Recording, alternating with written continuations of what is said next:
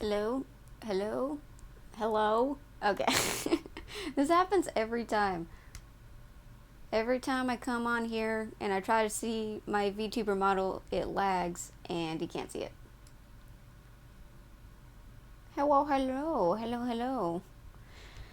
Well, I wanted to finish doing the Touchstarved demo, so that's what we're gonna do. It's only gonna be maybe, hopefully, another hour. Hopefully.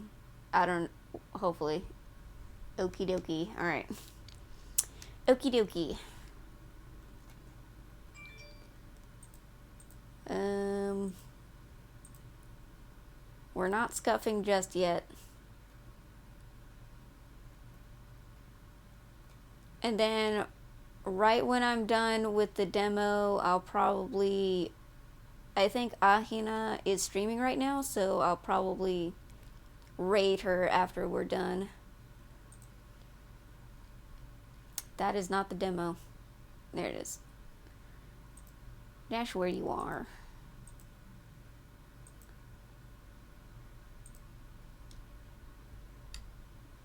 Cause every time we touch, I get this feeling. You know, I feel like if you just like tweak it a bit, I feel like anything can be a country song.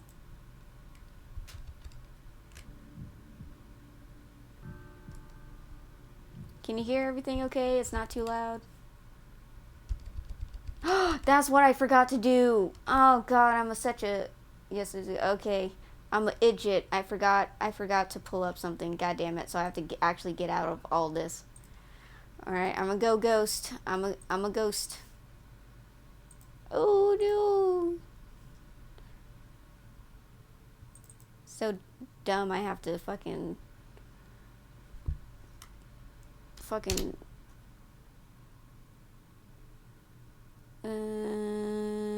What was I doing? What needs to be pulled up? We're not scuffing. This isn't scuff. She thinks my tractor's sexy. It really turns her on.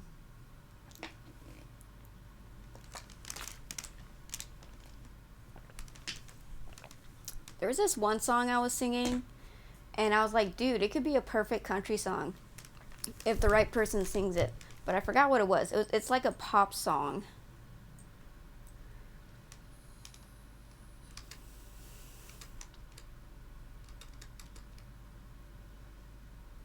I just want to be able to see chat while I play the game, so I needed to pull up a special window to do that. Okay, just make sure my model's showing up.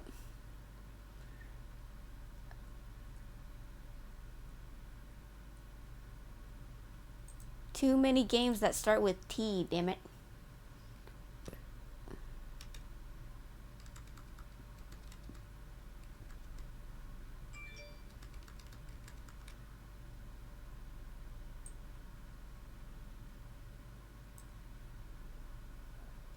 Some of the best lyrics in music history comes from country songs. Really?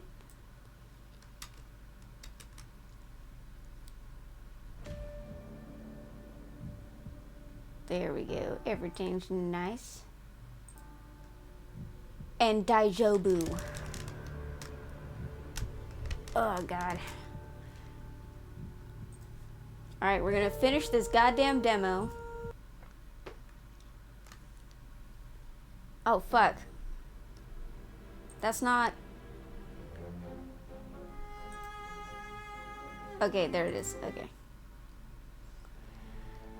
It's easy enough to follow the sluggish river that splits Iridia in two. A colossal bridge arches over the dark water below.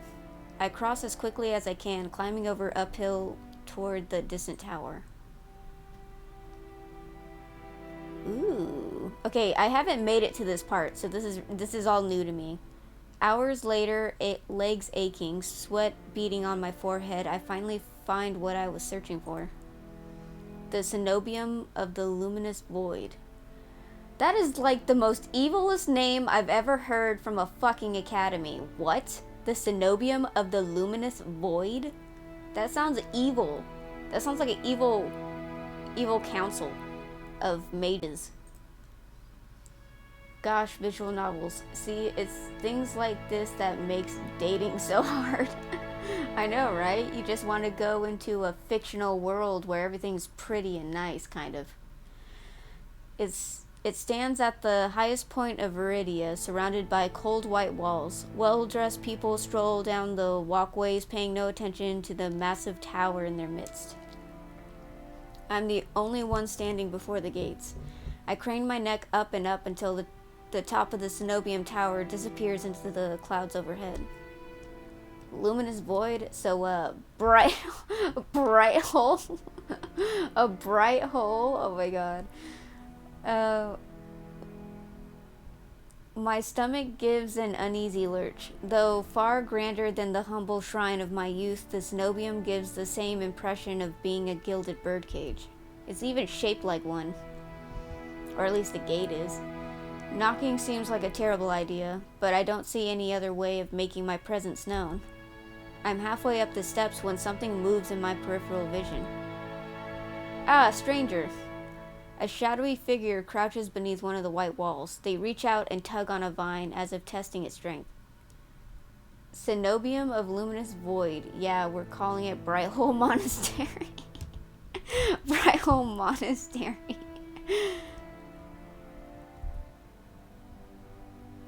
Oi, you there! The shadow vanishes as quickly as I spotted it. A gaunt-faced man in a crisp charcoal uniform marches up the steps toward me. Ugh, another tourist. Get out of here once you're done gawking. God, that is a terrible accent. Hey, Livesy. Neo forgot to raid, but hi, everyone. She forgot to raid. Thanks for the attempted raid, Neo. Or at least you forgot. Well, it's fine. It's fine. We're fine. We're all fine here.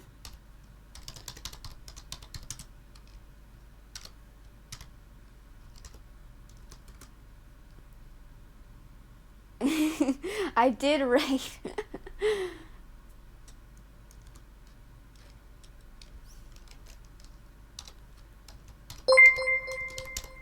Oh, it's just delayed. Yay, thank you for the raid. Hello. It was just a delay. It's just a delay. Hi, Mama Neo. Hello, hello, new people. Hello, Troy. Hello, Pommy Green. Pommy Green. I can read. Hello. As you know, I'm Lady Reaver.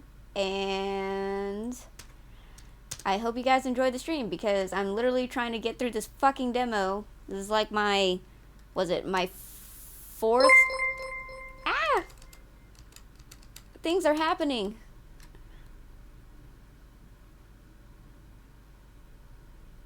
Thank you, Oda. Thank you, Oda. I'm just gonna call you Oda.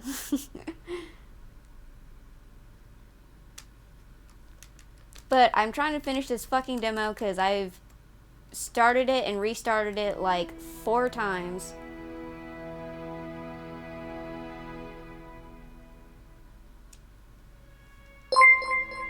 Ah! Thank you, Pommy. Pommy. Thank you for the follow, guys. Thank you. I really appreciate it.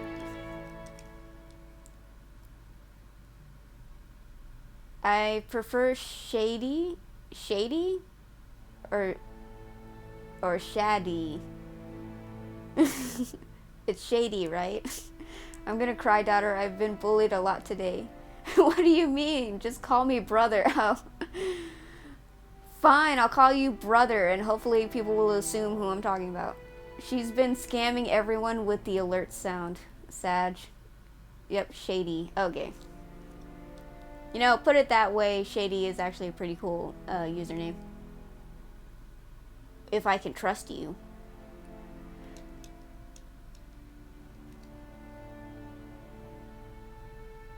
It's okay, Mama Neo. If they bully you, I'll protect you. A dismissive wave accompanies his equally dismissive words, and he turns on his heel without even waiting for an answer from me. I look back at where I saw the intruder, but there's nothing, just the leaves blowing gently in a cool breeze. Oh, this is supposed to be like a dark romance visual novel, and like every romance option is like either cursed or is a monster in disguise. Oh yeah, and the main character has cursed hands, and whenever the main character touches someone, they go insane. That's why it's called Touchstarved.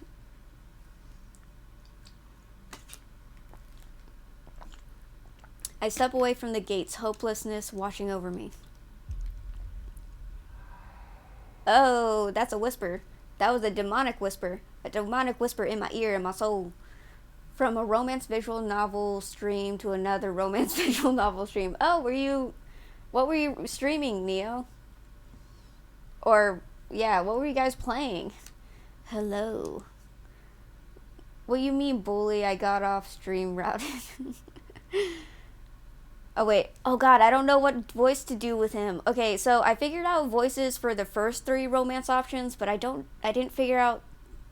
Ah, fuck. I didn't figure out a voice for the other... Well, I think I know who this one is. Fuck.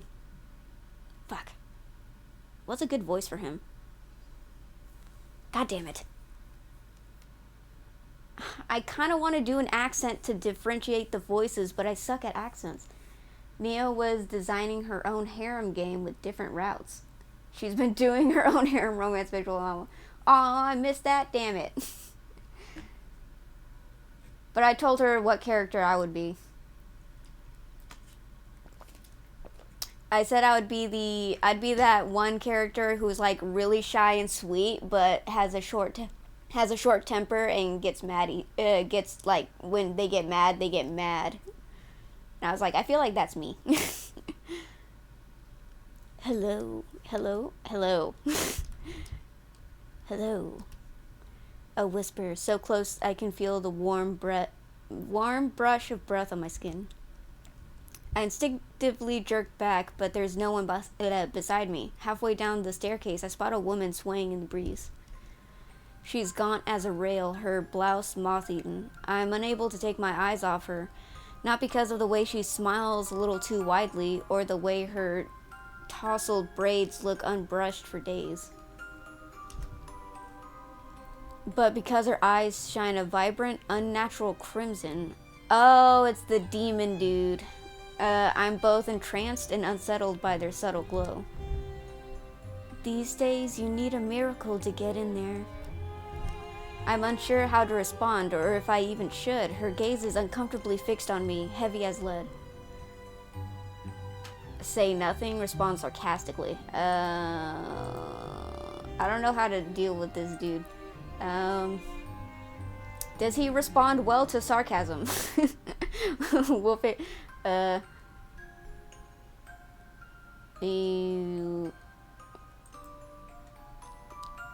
Seems like I'm in the market for a miracle. Know anyone selling? She beams at me like I've said the greatest thing she's ever heard. Lucky for you, I have them for free. Whatever she's selling, I'm not interested. My words come out in a tired breath. No thanks. I start down the stairs, but she abruptly steps into my path. She turns her back to me, and before I can react, she slips her fingers under the lacing of her collar, stripping out of her blouse in broad daylight. Did I mention this is a kind of a graphic-ish the visual novel? It's a dark visual novel. Things happen. What are you do? As worn fabric unveils bare skin, my panic is smothered by cold horror. A misshapen, sunken scar carves into the woman's body. Pitted, gnarled skin snakes down her shoulders, blooming from a gaping hole in the back of her neck. Ew! A shuddering breath escapes me. The fuck? Whatever disease this woman had ate away at her from the inside out. How is she able to move or breathe? It's impossible. She shouldn't be alive, and yet...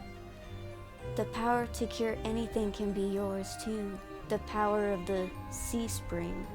The fuck is the sea spring? The woman slides back into her blouse and deftly laces it up. If I've caught your interest, then follow me. It's only a short walk away. Without another glance, she leisurely strolls down the cenobium stairs, loose braids bobbing behind her. The edge of her scarf peeks out from under her collar. I stand there, wordless, until I manage to regain my bearings. It's a twisted miracle, but a miracle nonetheless. How is it a miracle? She just showed a really gnarly scar. What does that even do? What does that cure? That tells me nothing.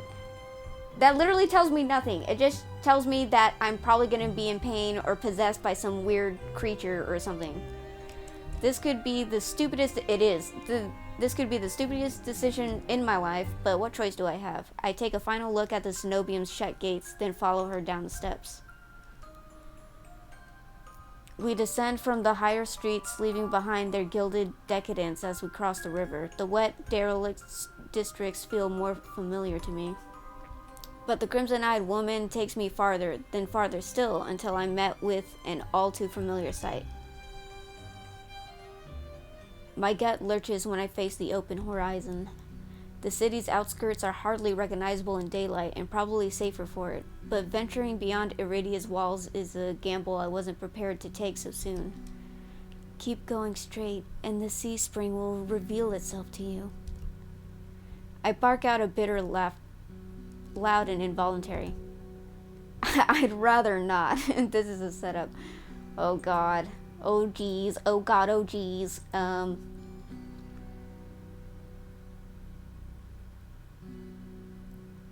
Is this a setup? This has to be a setup. As soon as I step out there, some friends of yours will ambush and mug me. If I wanted something from you, I would already have it. She says it so lightly, I almost believe her, even if she looks as physically capable as a toothpick. You're as safe inside the city as outside of it. Truthfully, the territory before you is the safest of all. What do you mean, territory? This region belongs to Ace. Most people know him as a gang leader, but he's much more than that. I squint against the empty wastelands. Only a fool or someone with nothing to lose would leave the city. Apparently I'm both. But if this sea spring cured her, I need to see what it can do for me. I set off into the wastes. Over my shoulder, the woman calls after me. Good luck, Liam. I hope we meet again. Wait, how does she know my name? My heart pounds with each step I take from civilization. It doesn't take me long to realize it's not the only heartbeat I hear. Like a nagging thought at the back of my mind, I can sense another pulse thrumming through the earth beneath my feet.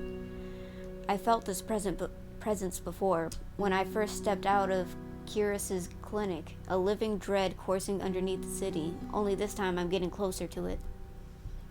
For what seems like an eternity, I force each foot forward, one step, then another, until a realization hits me. Ah!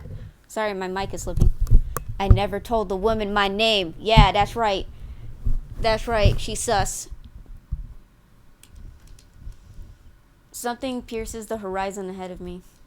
A building nestled into a tall cliffside, but so starkly out of place it might as well be a hallucination. It drips with extravagance. Sorry, I thought it said I don't know what it said. My mind's being weird today. And honeyed mahogany, an ornate jewel of architecture.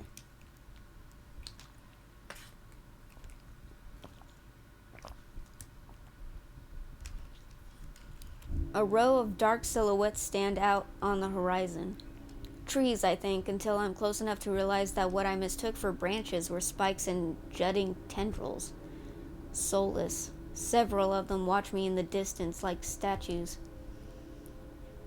I don't think, I just run. Exploding into a messy sprint, I push my legs as fast as they'll take me towards that decorated building. Flashes of last night chase me, the gushes of blood and screams of death, the smell of burning flesh and sour bile. I can't go through that again. I won't. The next thing I know, I'm dashing up wooden stairs and crashing through towering double doors. Think? We don't do that here. Thinking is a dangerous pastime. I gasp for air, my lungs burning from exertion. I'm desperate to be safe, but when I process my surroundings... Where the... Oh... God, I love the art. It's so pretty. I'm sure we're fine. We're just in a shrine with a lot of, seals. Paper seals.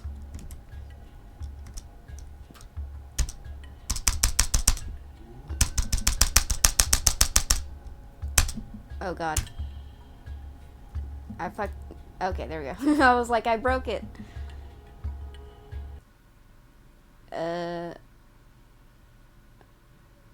It's more hellscape than sanctuary.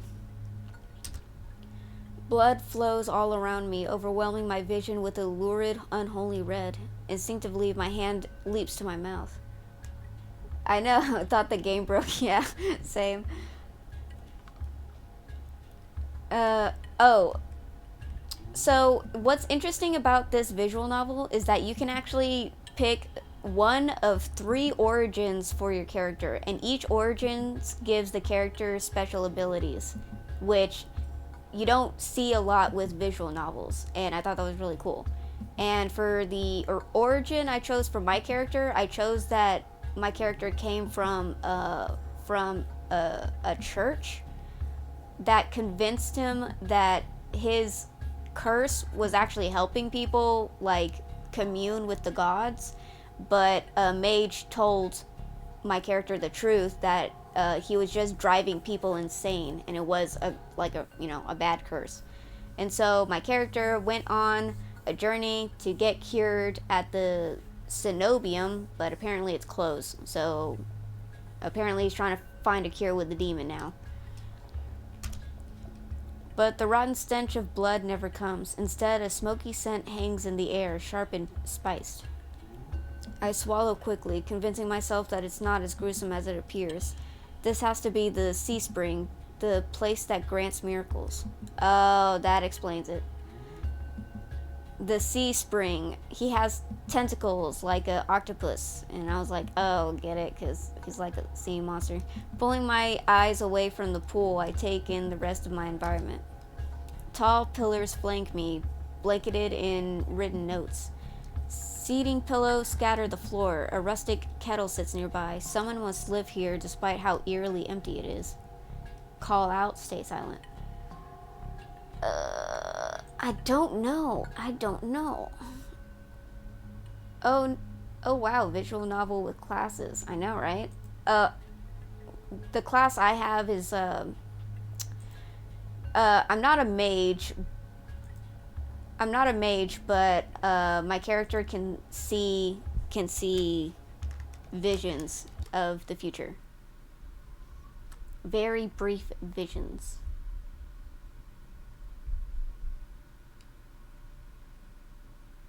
Alright, just making sure I didn't miss any messages in chat. Should I call out? Or should I stay silent? I guess I'll call out. Hello? Is anyone here? Is anyone here? Here? Oh, hi, Tikyu. We haven't met any new husbandos yet. Oh, wait. I need to show you. I need to show you this bitch.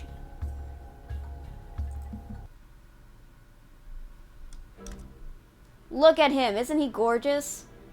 And he got thighs. Look at him.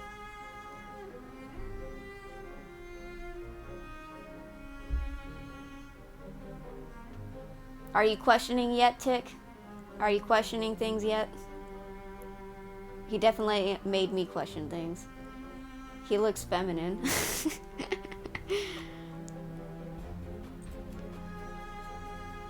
Lost me with this one. Aw. Damn it. For people who don't know, it's a running joke between me, Tick, and Bon that we're trying to get him to question his get Tick to question his sexuality. Actually, I'm rather scared now. Forget questioning.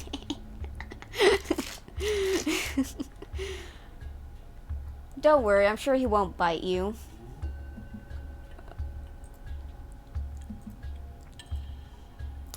My voice echoes across the cavern without response. I approach the paper-covered pillars. Maybe something here can tell me more. I reach for the topmost, the closest one, the bottommost. Why are you giving me so many decisions? I'm used to only having 2 decisions. Now you're giving me 3. I am confused. Yeah, and I'm 6'3".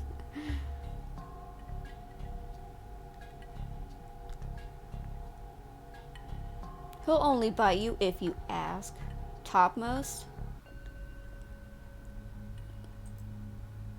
I reach for a note that's higher up. It reads, "No one will read this, but it's not for anyone else. This is evidence I existed in this rotten, grim world. Even so, I wish I could have stayed longer. The bog girl will be lonely without me. I should have told her how I..." The rest is scratched out. I wonder who wrote this. Before I can ponder it further, a sharp chill runs down my spine. Something's watching me. I quickly set the note back, my eyes darting around the wooden deck, but it's still empty, vacant. Finally, I look towards the sea spring. That stillness hides something deeper, something wrong. Damn. Yep.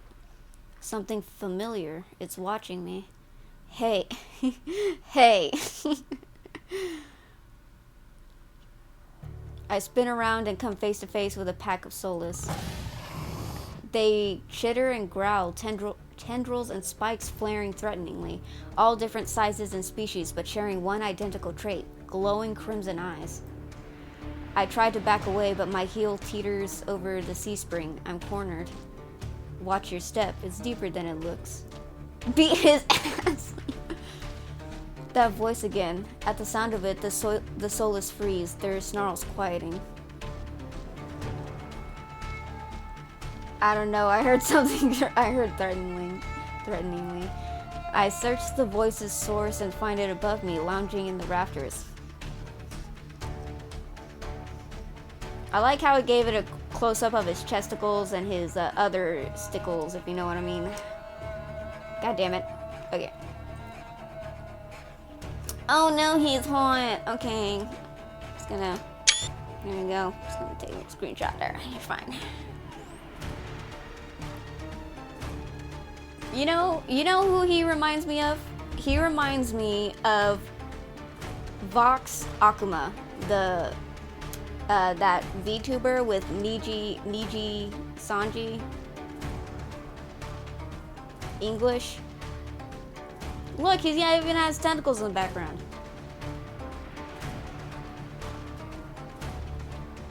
He looks cool. Ain't even seen his face. The screenshot around. The screenshots.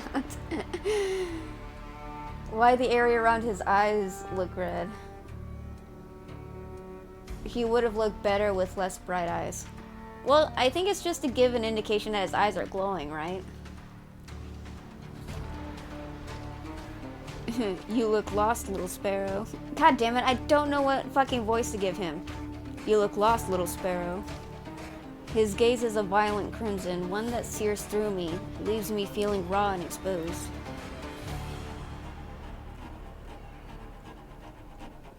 Probably, yeah. They're the same eyes I've seen over and over, first with the scarred woman, now with the soulless circling me, all bound by the sea spring's blood red. In the shroud of darkness behind me, shapes like massive tentacles twist and coil around the wooden beams. I can't focus. The soulless's growls ring in my ears. They're not advancing, but that could change at any second. Panic rises in my throat as I struggle to track them. He's obviously a devil. Make him sound like your ideal Lucifer fantasy. Okay, he's cool. He controls tentacles. Wait, doesn't Lucifer has fucking a British voice? Oh, God damn it. I knew I was gonna have to give someone an accent. Might as well.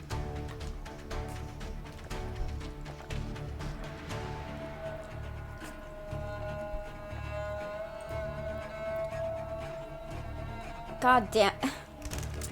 Now I have to try to figure out what a British accent sounds like. I disappeared. Don't look at me. Oh no.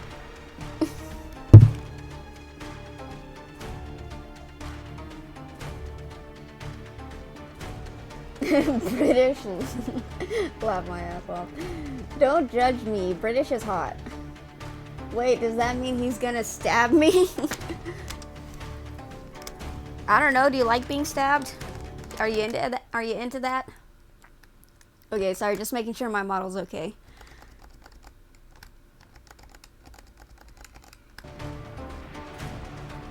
Like I don't know if you saw, but my camera fell, and I was like, oh god, my model's probably glitching out all over the place. Gunplay's better? Gunplay's better? What does that mean, Tick? What does that mean, Tick? Explain. Oh, you mean you'd rather deal with guns than actually be stabbed? Okay, that's what you meant. Oh, gunplay! Oh! It took me too long. That took way too long to catch up to my brain. I was like, oh, the kink. Okay. What is a British accent? Hey. God damn it, I can't do an accent. I can do an accent in my head, but I can't do an accent, like, actually say an accent. Hey. Eyes on me. God damn it, he's being a little too hot right now. Someone ain't been sleeping enough. Yeah, I'm just gonna finish this demo and then I'm gonna go to bed because I am tired. Eyes on me. My stomach rolls as I tear my eyes away from the soulless. Don't. Why is this so hard for me to do an accent? It's embarrassing. Don't ignore someone who's talking to you. It's not polite. For a moment, anger knocks my fear aside. Who is this bastard? I'm distracted. Fuck you.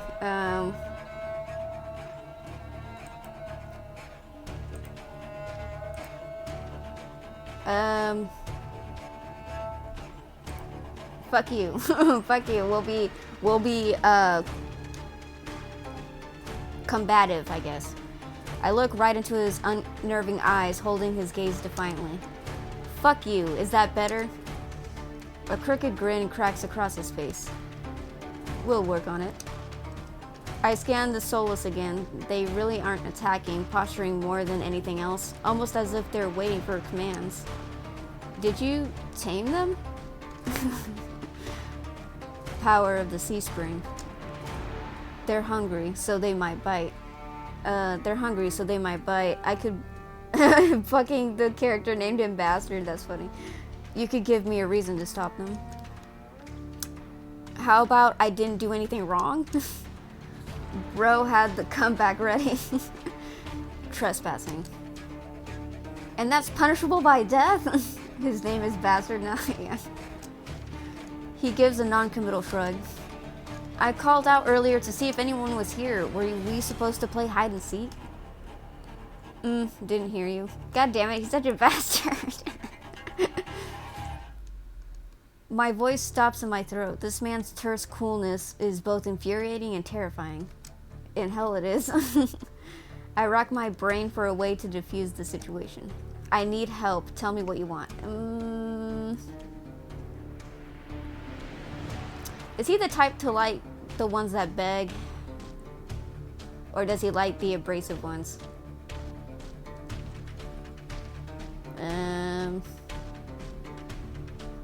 Bro's got that confidence. He got that riz. Wait, he hasn't rizzed us up yet. But he's kind of hot though.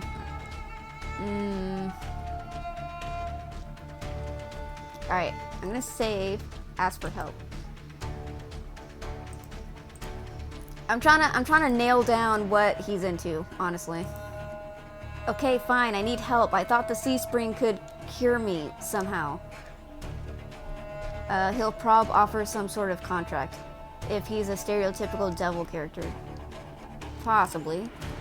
My voice wavers pathetically. Honestly, honesty has never been my strong suit. He cants his head to the side, appraising me, but doesn't respond. I fidget nervously. I'm telling you, I came here for help. Are you listening to me? Your hands. Alarm jolts through me. I hide my hands under my cloak. Show me. Why? Won't ask twice. Hi, baddie! With a sharp huff, I reluctantly hold out my bandaged hands. Are you getting off on this? Unwrap them. Heat rushes to my face and fire to my tongue. I should give him a piece of my mind, but not when his soulless are one command from ripping me to shreds. Yet, no matter how much I will myself to move, my body is frozen in place. I stand there for a long, agonizing minute. Does the author or whoever created this, like, have, like, a hand fetish or something? I can't believe he's so bold to ask us to show us our hands. We haven't even been on a date, sir.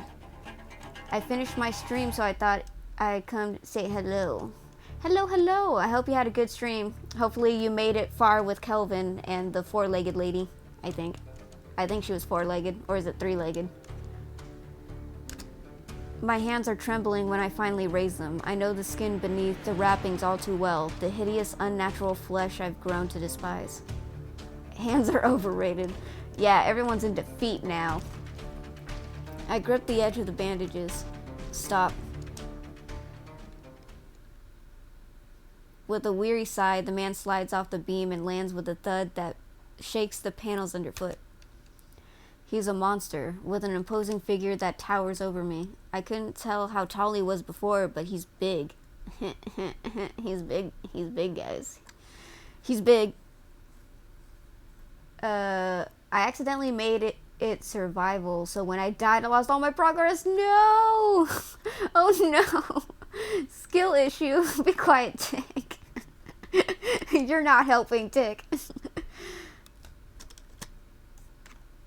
Just gonna.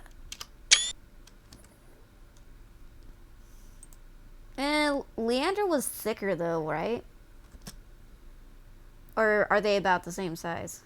I think Leander had more thickerness in his arms though. He's not that big. Nope, he lost me. He got horns on his cheeks.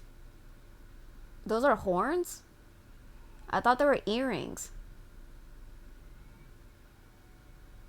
Respect zero. Damn. I thought those were like horns attached to the earrings.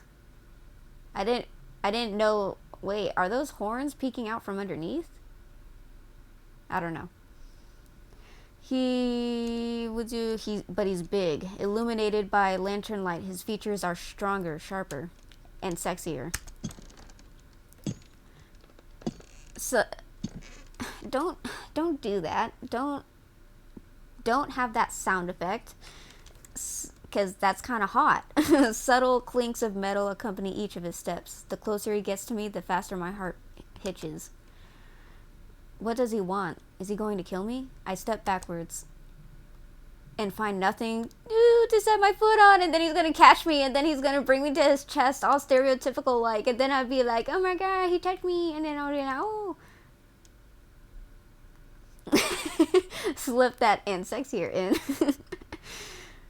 I find nothing to set my foot on. I'd forgotten my back was to the C-spring. I fall right before a warm hand catches my lower back and then brings me to his chest, and then I'll be like, oh. Sha-la-la-la. I'm hovering above. Oh, okay. Oh, he's gonna be that type. Okay. He's gonna be that guy. He's gonna hold my hand. I can actually see this playing out. That's so funny. He's not the type to pull me to his chest. No. He's the type to leave me dangling over the edge of the C-spring until he feels like helping me. I feel like that's what's gonna happen. I'm hovering above the C-spring, the scent of smoke and leather enveloping me. Oh no, he did bring me to his chest. He gonna threaten you. Make you apologize for what? For what? You said fucking. Oh, I did. I did that. No, don't punish me. We just met. Blazing crimson eyes bore into mine. Told you to watch your step. Ooh, that was good. That was good. I think I'm finding his voice. I'm too stunned to muster a response. Like I weigh nothing. Ooh, like I weigh nothing. He guides me back to solid ground and steps back. Following a subtle gesture from his fingers, the soulless around us disperse and relax. The shift in their demeanor is so abrupt it gives me a whiplash. The enormous tentacles are no longer in the rafters, though now I doubt I ever saw them at all. Either way, I exhale a breath of relief. Thanks.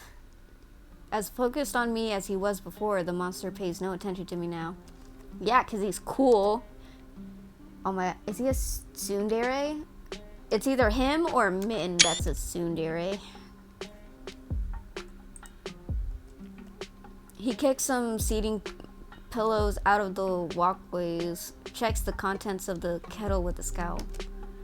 The sudden disregard is almost insulting. So that's it? I'm not a threat anymore? Never were one. God damn it, he's hot.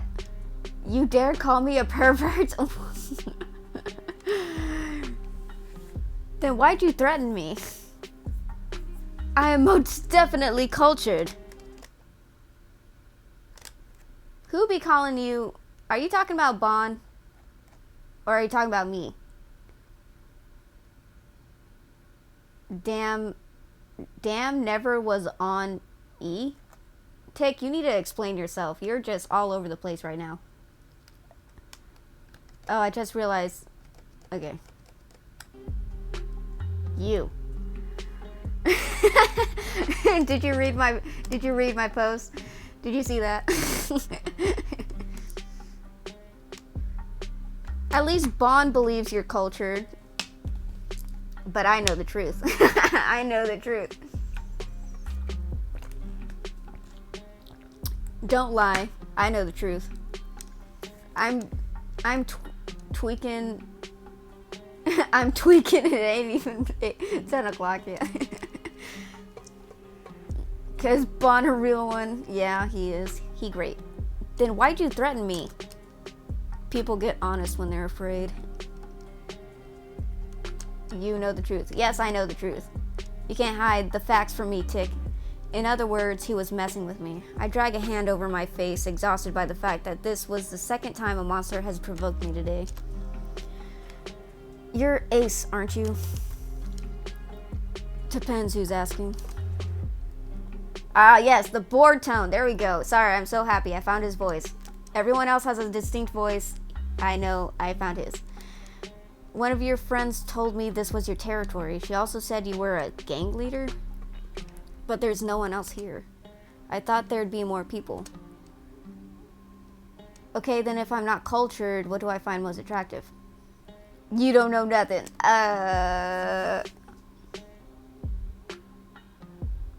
Shit. I was gonna say, found his voice now, but next time you play, it won't change. No. Don't say that.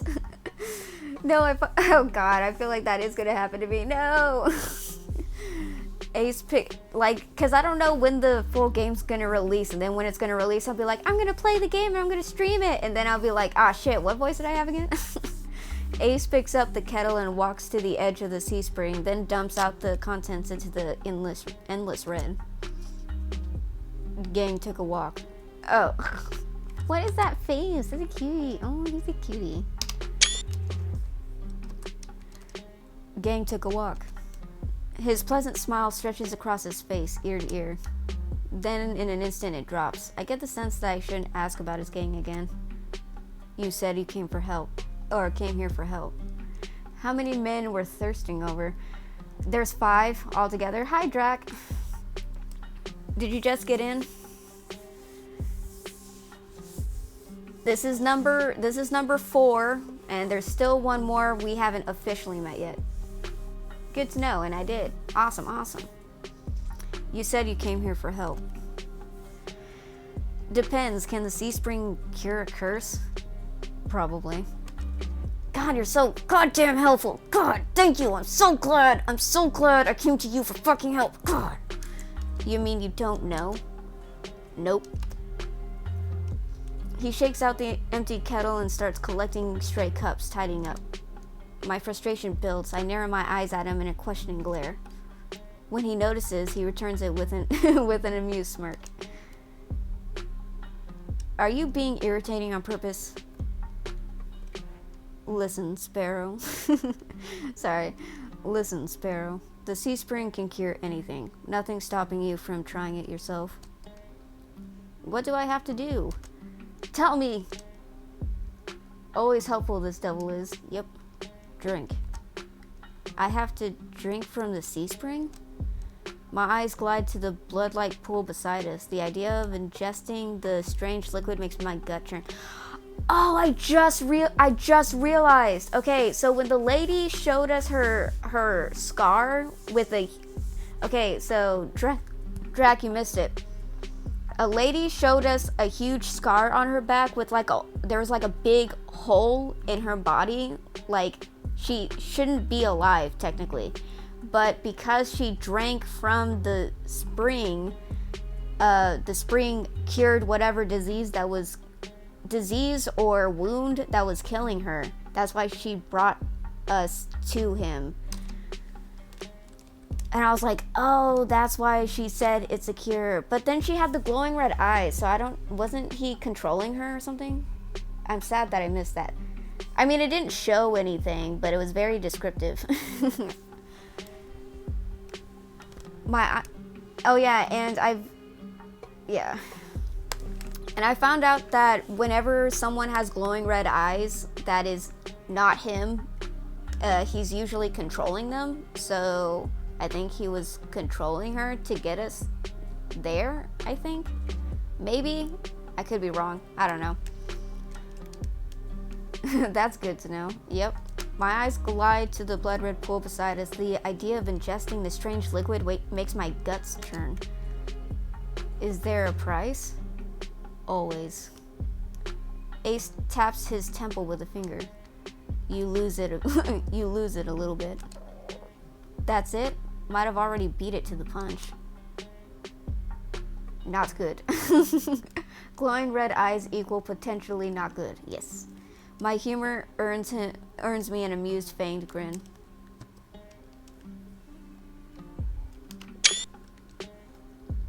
Don't judge me, guys.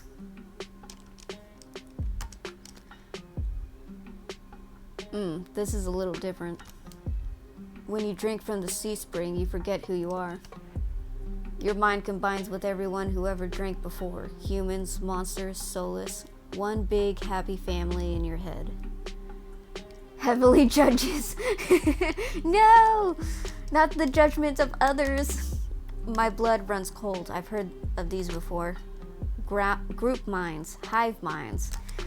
My attendants used to tell me that my power granted people access to a higher plane of understanding, a group mind of my own making. All lies. But something tells me this is real, even if one thing doesn't add up. Your eyes are red too, but you obviously haven't forgotten who you are. Before I can finish my sentence, Ace strides past me towards the entrance. Time's up. Let's finish this later. Wait, already? You barely told me anything. Came on a bad day. I've got somewhere to be. There are still so many questions burning on the tip of my tongue, but my frustration spills out before any of them.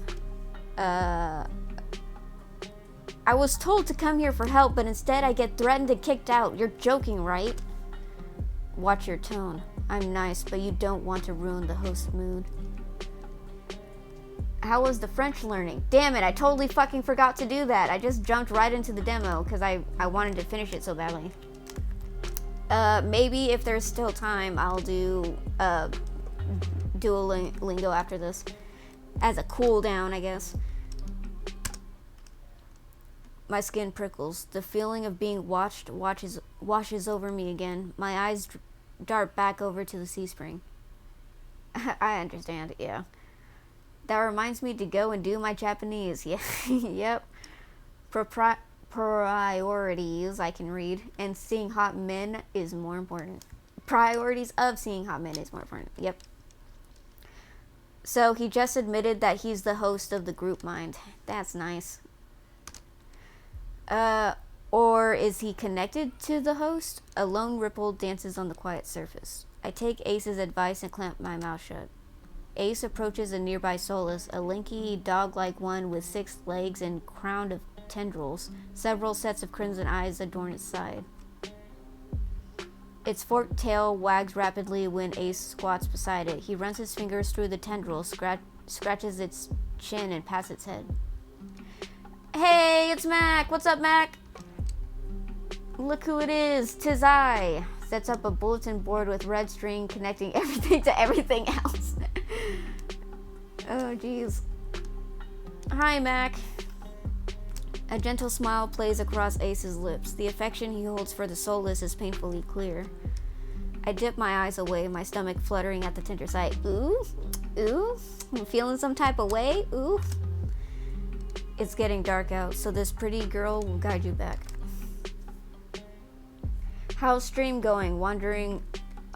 Warding off starvation. Oh, warding off starvation? As in, am I hungry and I'm warding off starvation, or is my character thirsty and we're warding off the thirst? Following a short whistle from Ace's lips, it trots over to the entrance obediently, tail swaying. I watch the soulless warily. Pretty is not a word I would use to describe it, and the idea of it protecting me sounds absurd. If I decide to drink, how should I find you? Find someone with eyes like mine. They'll point you in the right direction. But think it over. Once you drink, you can't go back. Oh, I feel like that would turn into some interesting sexy time. Cause like, everyone's like, it's not just you guys' minds link, it's everyone's minds link. Oh my, why is this guy a beefcake? Also, what? He's in a group mind, a hive mind. He's connected to a hive mind. I'm just saying, it's gonna be like an interesting scenario that it probably won't happen. Don't worry about it. It probably won't happen. It's a lost process, but I give a small nod. At least I know I have another option for a cure, as disturbing as it may be. Hive mind. Oh no, run! I follow the soulless at a measured distance and watch it nudge the giant doors open with ease. When I'm about to cross the threshold, I sneak one last glance behind me. My heart skips when I meet Ace's eyes. I'm about to snap my head away, but he just flashes me an easy smile. Run into his arms? Oh, that's an option. Hive minds are bad news. Run away. But he's the host, and he's hot. He's the host and he's hot, Mac. You don't understand. But he just flashes me an easy smile, and he's being sexy, dude. Till next time, Sparrow. I'll buy you a drink for scaring you. Damn it. So it's between Leander and him. God damn it. And he's hot. And he's hot. He might be the good news, though. He might be the good news, though. Perhaps I don't understand speech 100. I don't trust myself to do anything but respond with a curt nod. Outside, more crimson-eyed soulless scuttle about. It's hard to believe it's the same threatening pack from before. They chase each other in circles, roll around in the bog's mud. They pay no attention to me as the dog-like one escorts me away. It's an uneventful trip. Sometimes the soulless looks over its shoulder at me to make sure I'm still following.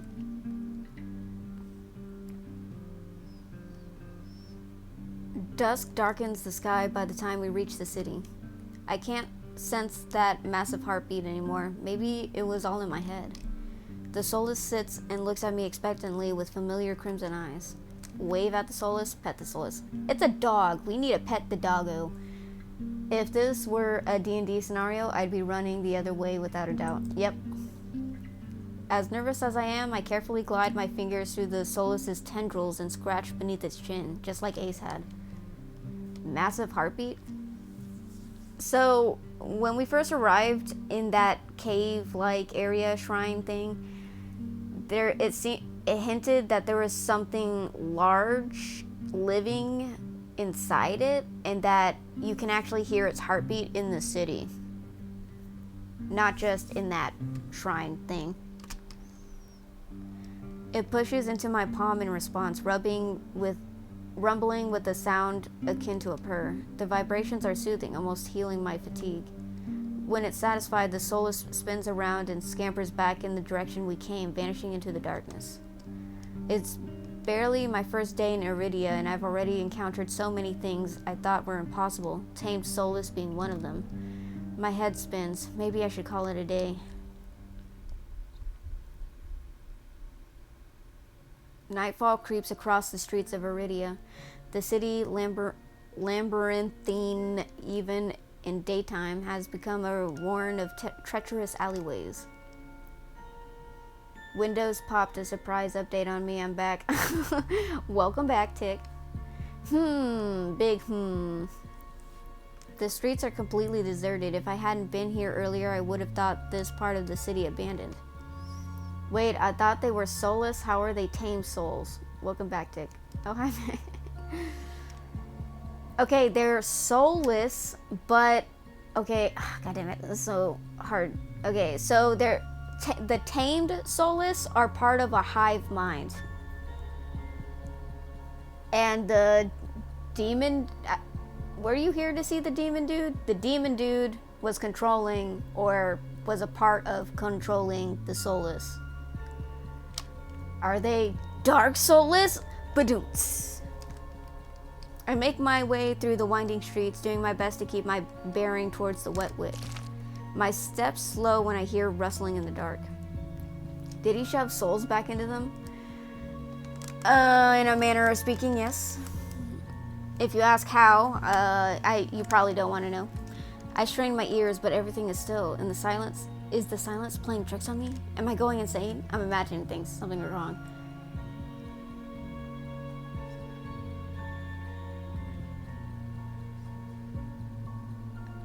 Okay, I don't really care how. I was joking. So they drink from a red pool of liquid, and if they drink, it's supposed to cure whatever ails them. But the drawback is that they become part of a hive mind. How did he do it? Well, I just explained it. The idiots who decide I'm imagining things. Will it cure my depression? Probably. But then you'd be part of a hive mind, and everyone will know all your thoughts and everything that you do. You're never imagining things in the city. I know, right? I gotta go. Hope the stream goes well. Bye. Bye, Batty. Thank you for stopping by.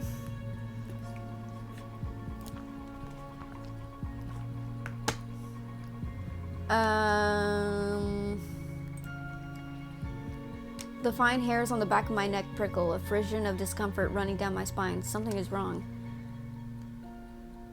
My eyes dart from one side of the street to the other, searching for movement, but the shadows are as deep and dark as pools of ink, and I see nothing. I can't stay here. I need to reach a busier part of the city. Drawing my cloak tight around my body, I hurry on my way.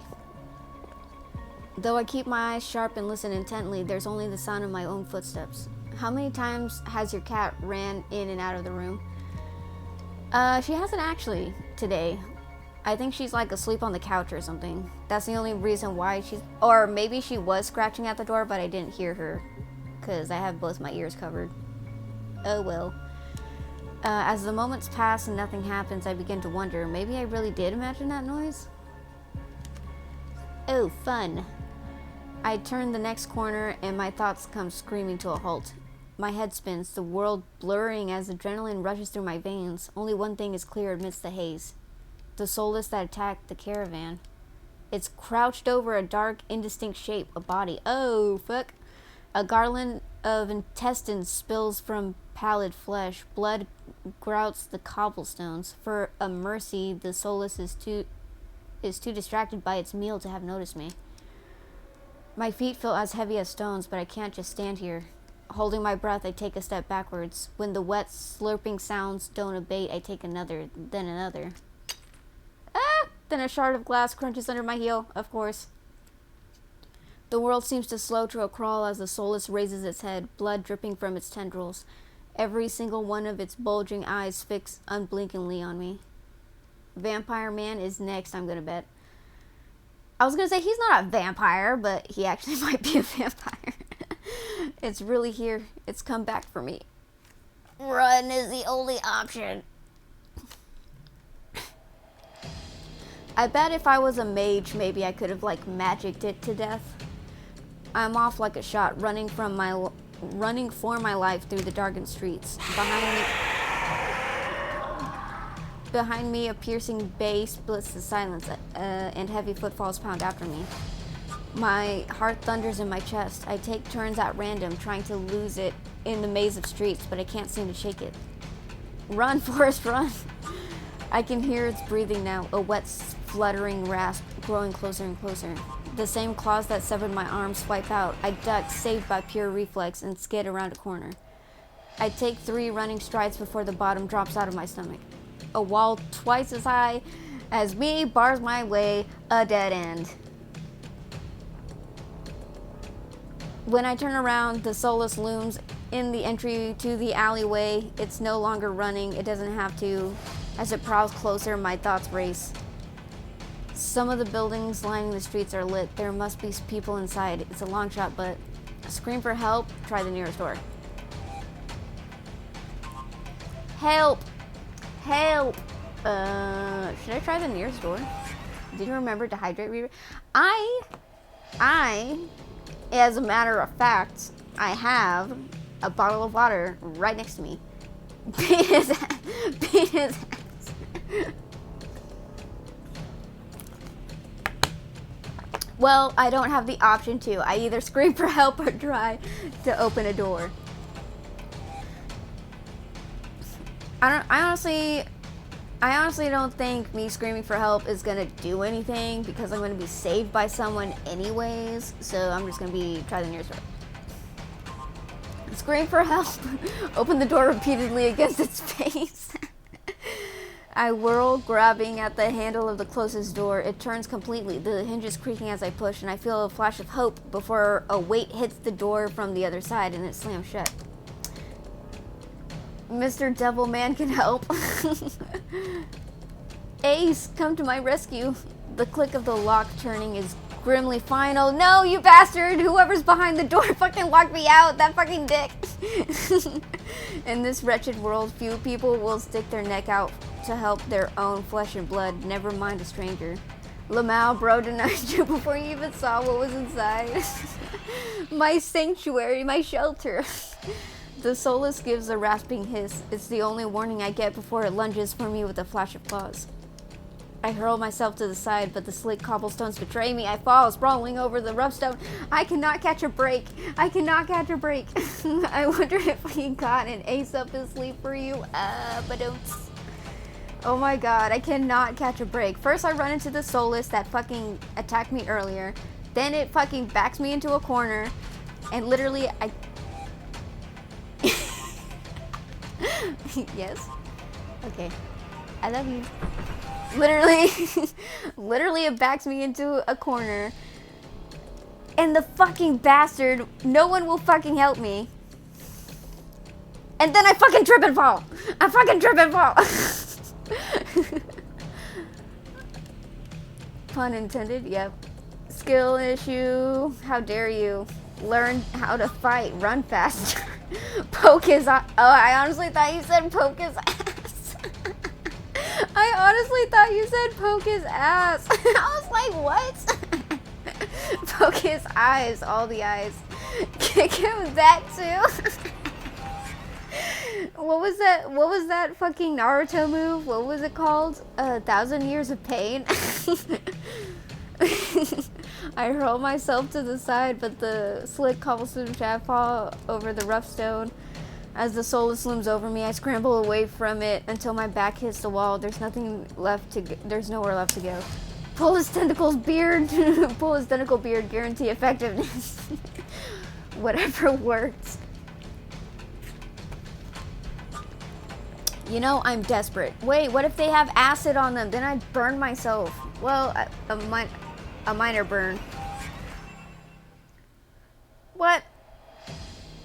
How can my dad say, okay, dear, and then that's it?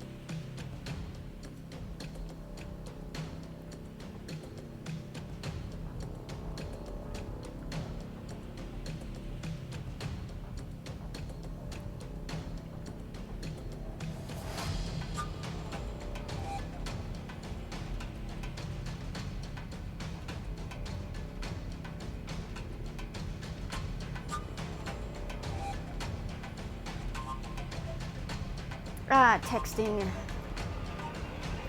What if he enjoys it? What if he enjoys it? Oh my god.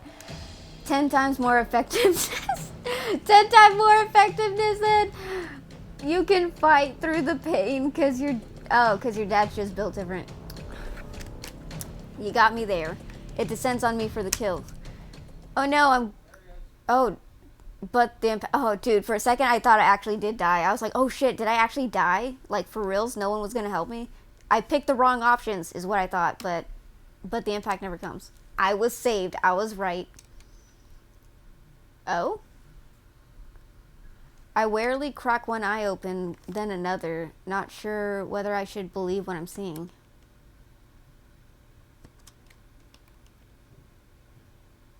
Dead. I'm blacking out. Lose $200. Mr. Devilman. Ace, you saved me. A vampire. Oh, it's just a vampire, dude. Oh, that reminds me of that scene with fucking Toph fell into the water and she was drowning, and then she was like, and then she was getting rescued, and then she was like, oh, Sokka, I knew you'd rescue me, and then it was actually Tsuki, and she's like, oh, well, now I wanna drown. Vampire. Ugh. Ew, ugly dagger. I don't like you. I don't like you. I was gonna say that's a pretty dagger, but it looks like it could break easily, honestly. Why is it built like a rapier? That shit ain't cutting nothing. You don't know. You don't know. Have you ever cut yourself on a chef knife? That shit hurts. I warily crack one eye open, then the other, not sure what I should be want to see him. A hooded figure crouches in front of me, one blood-stained hand outstretched. Whoa, he's pretty. He looks like a chick. It's his eyelashes. He has really thick-ass eyelashes. He's beautiful. Moonlight silvers the edge of their stiletto knife. Their face and hands are splattered with blood, and the soulless. My eyes dart past my unexpected rescuer to the misshapen form behind them. The soulless's many eyes, once restless and vibrant, now look dull and waxy. A red pool spreads slowly from under its body. Maybe it's meant for light wounds to drink the blood? Maybe. Numb with shock, I can't help but stare. It's dead. After all the people it's killed, after nearly killing me twice, I can hardly believe it. Well, oh, sorry, what? God damn it. I imagined him with a softer voice. I need to hydrate.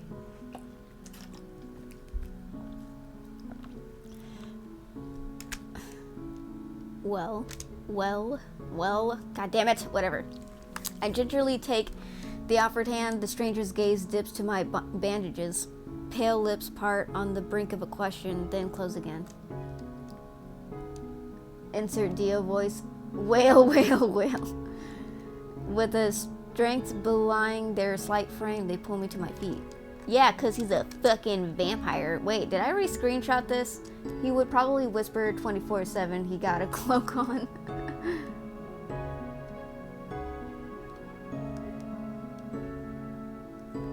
I'm just going to screenshot it again just in case I didn't screenshot it the first time.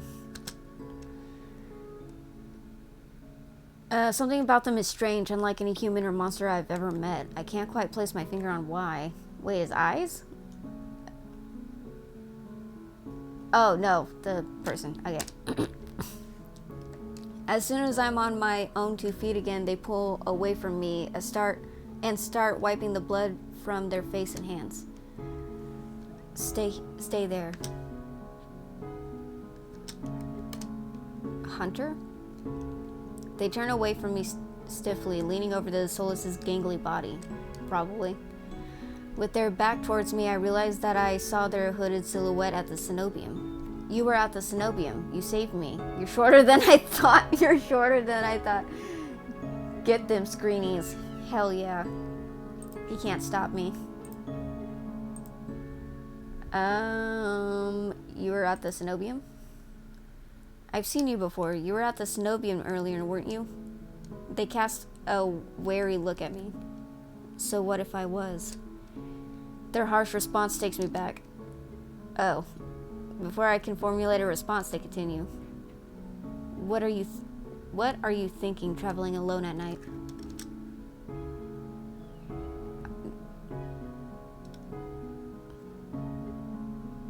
I just love the outfits, dude. This is far from the worst thing haunting Lowtown. I can't make heads or tails of them. First they save me and now they scold me. Lesson learned. I could do without the lecture, though. To my surprise, they break eye contact. Their attention glides back to the Solus's corpse. They examine it with an inscrutable expression. I clear my throat to fill the silence. I'm Liam. Min. Suddenly, Min tenses. Their blade flashes as they drive it into the back of the Solus's neck. The Solus thrashes once, letting out a rattling hiss as the air leaves its lungs. Min leans on the blade, driving it deeper and deeper until there's a sickening crunch, and the creature goes limp. My heart thuds in my chest. It must have been clinging to life by a thread. Min straightens up, withdrawing their blade in a single smooth motion. Better to put wretched things like this out of their misery. They calmly clean the blood from their knife. I swallow, my eyes still glued to the cooling corpse. Why is a Solus inside the city? Min looks at me, eyes searching, before a realization dawns. You're new here. There's no walls around the city. Solus can come and go as they please until someone is contracted to stop them. So who you choosing?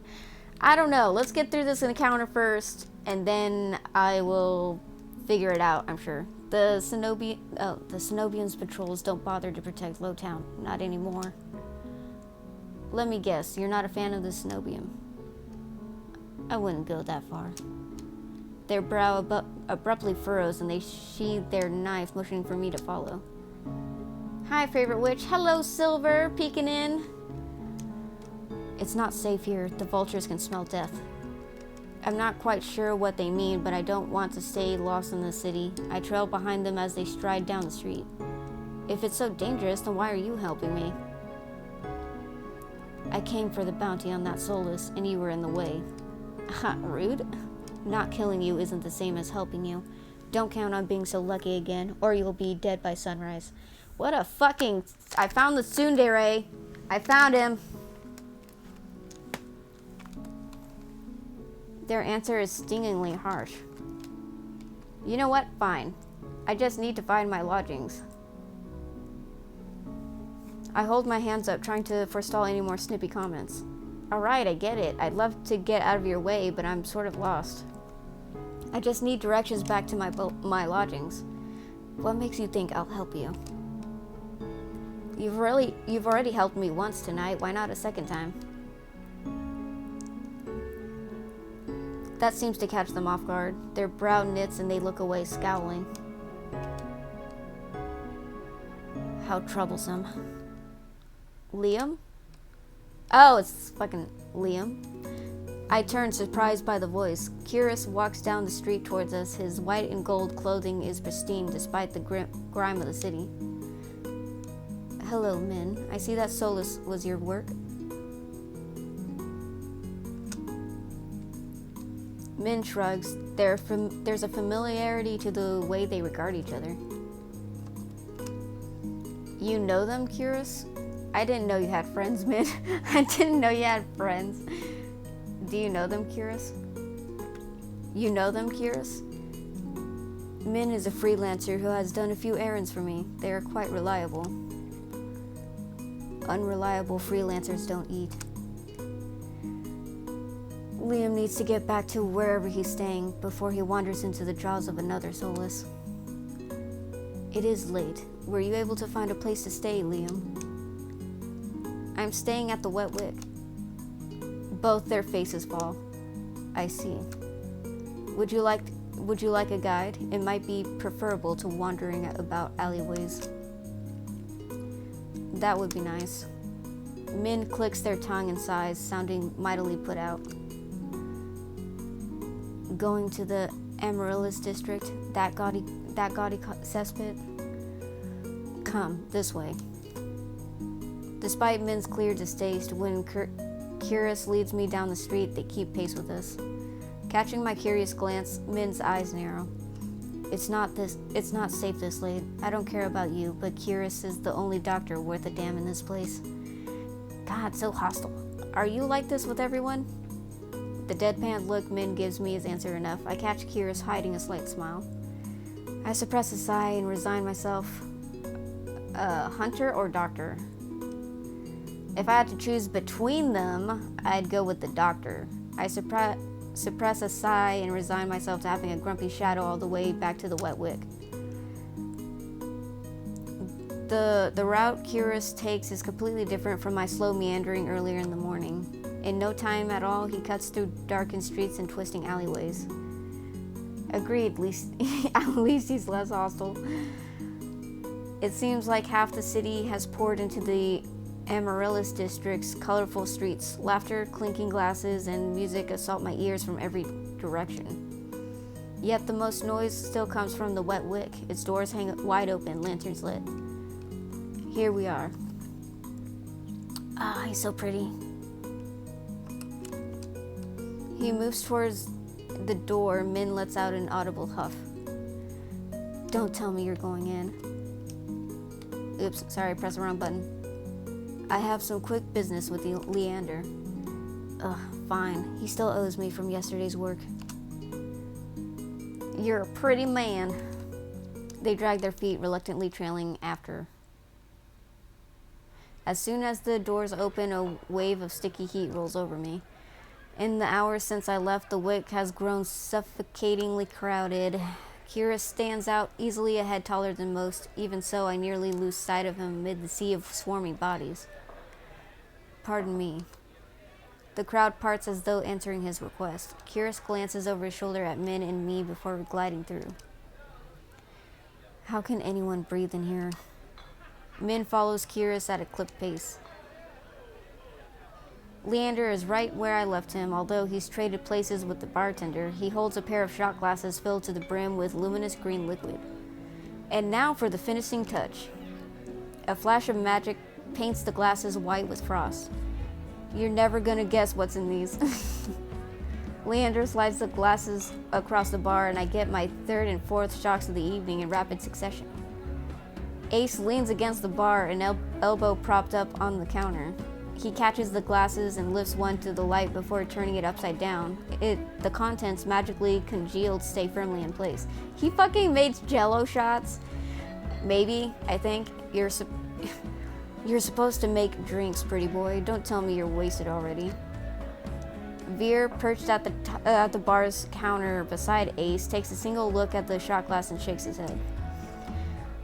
What have we here? A bucket full of... Ew, what?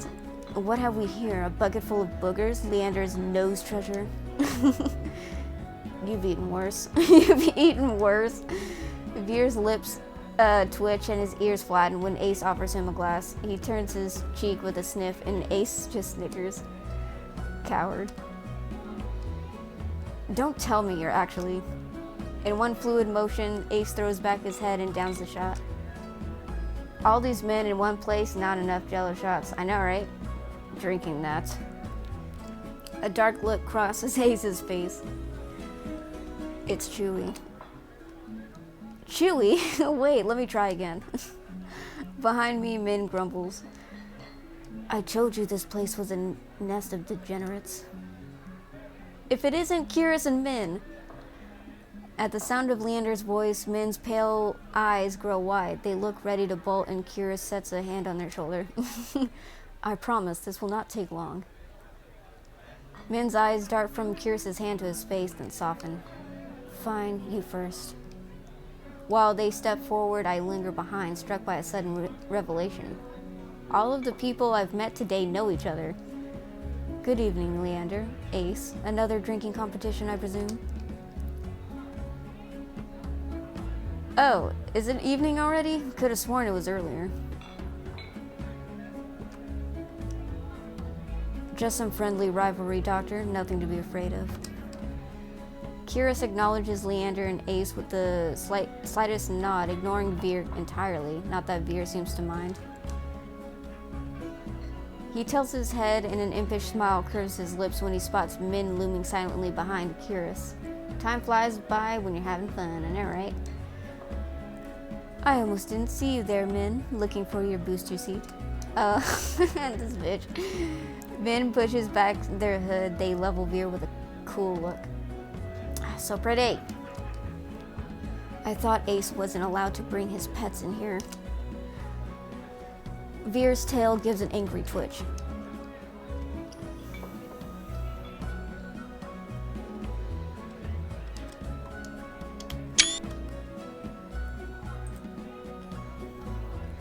At the first sign of an impending fight, Leander vaults clear over the counter. He slides in between Ace and Curious.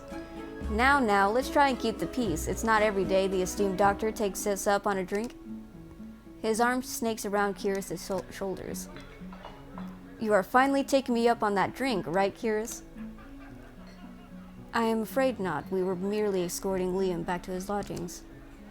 Curious gestures in my direction. My stomach sinks. I reluctantly step into the light. I'm just gonna screenshot to save this memory for later. Don't judge me. I'll just look back on this very fondly. As soon as he sees me, Leander's face brightens. Liam, it's been too long. Everyone, this is Liam. He's new to Iridia. I feel 5 pairs of eyes fix onto me, and suddenly the bar feels suffocatingly small. My voice nearly catches in my throat. We've already met. Hi, again. Gets a judge to determine what to do. Hi, again. Hi, everyone, again. Again? Wait, you've already met everyone? Ace and Veer level me with subtly amused expressions. Veer's tail gives a lazy wag. We did. Oh, sorry. We did. Not that long ago either. I'm starting to suspect he's stalking me. In your dreams, you bitch. Another screenshot, perhaps? Perhaps so. I think it's gonna pan out to be one big shot, but that's just me, I guess. Oops. I'm starting to suspect he's stalking me. He looks far too pleased with himself when I roll my eyes. There we go. That's what I was hoping. Just in case. God, look at them. They're beautiful. They're beautiful together. They're like a boy band. This calls for drinks. What does everyone want? In an instant, all eyes turn to Leander, freeing me from the burden of attention. Wait, I didn't actually... Look at Veer! Look at him! Look at him! Gorgeous. And caked on a Thursday. Oops. I still can't believe they all know each other. Watching them talk amongst themselves feels surreal. But for the first time since I undertook the journey to Iridia, I feel a faint glimmer of hope. I know I was meant to meet them. The low, pleasant rumble of Leander's laughter pulls me from my restless thoughts. Ha! Well, color me surprised. You make friends fast, Liam. I wouldn't go that far. We're more like acquaintances. Oh, there she is. There's my kitty. She's clawing at the door right now. Hey, stop. They seem really happy together, even if it's a friendly rivalry. Well, it seems like Veer and Curious actually have, like, an actual hatred of each other, but they're putting on friendly faces as to not cause too much tension in the friend group, I guess.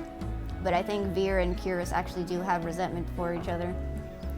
A wise man once said that acquaintances are merely friends you haven't shared a drink with yet.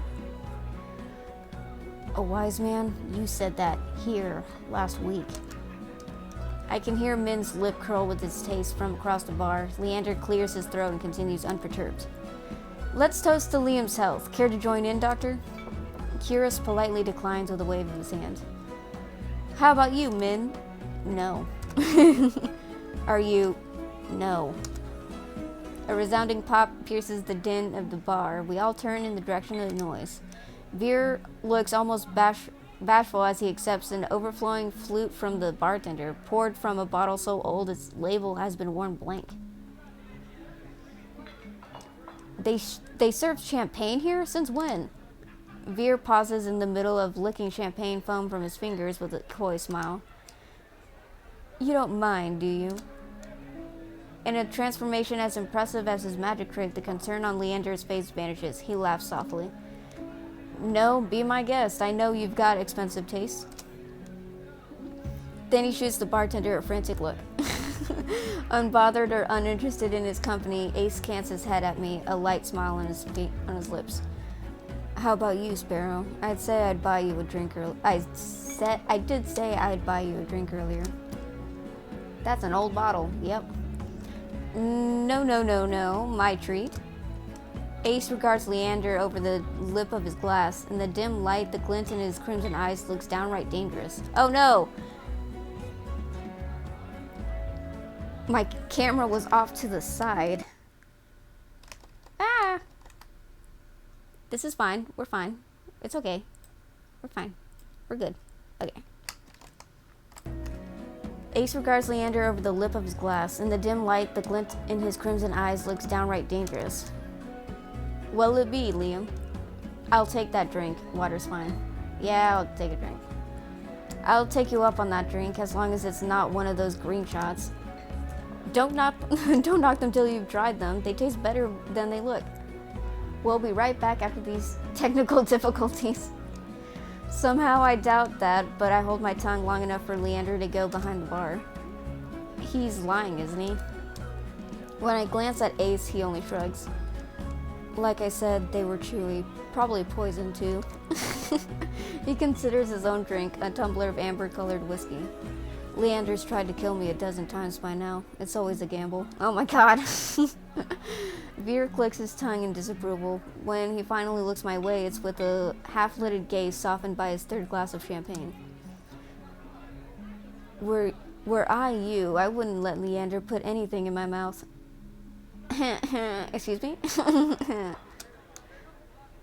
He fans his fingers over his chest, voice dripping with fake reverence. The Wet Wick is one of the finest drinking establishments in all of Iridia. While you're here, you may as well partake of the signature watered-down drinks and stale nut leather. What? He sweeps his hands towards a chipped ceramic bowl filled with spindly, speckled jerky that I can only assume is nut leather. What is with the food in this city? As abysmal as you make it sound, this place is completely packed. That sounds suspicious, followed by Wet Wick makes it more suspicious.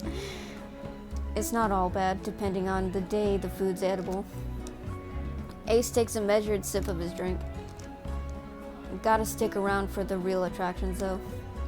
Before I can ask what he means, Leander returns with a tumbler that he sets in front of me. Uneven chunks of ice bob in a pool of reddish-purple alcohol. I sniff the drink suspiciously. To my relief, this time all I smell is the sharp, clean scent of gin with an undercurrent of fermented fruit. Yes, I hear you. Relax, it's the local specialty, plum gin. Although if you're feeling more adventurous... I shake my head. Leander wraps his knuckles against the bar until the group falls silent. All right, everyone, let's toast. May Liam's stay in Iridia be full of bright adventures and discoveries. Cheers! Never had gin. I don't think I've had gin either. Leander, Ace, and Veer raise their glasses in unison. Min only crosses their arms and Curious watches with polite indifference.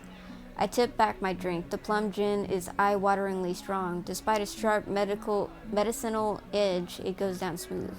One sip softens the edges of my vision. The next fades the din of the crowded bar into a low, persistent murmur. I find myself unwinding for what feels like the first time in years. Aren't you the popular one, Liam? I'm guessing you met Curious first. It would be more accurate to say that I found him. He saved my life. You guys always get around to the subject of alcohol eventually. Wait, why are they all here? Are you just like popping in and out, Tick? You're missing all the context. God, this fucking demo is so goddamn long. Ugh. Sorry, I gotta let in the baby.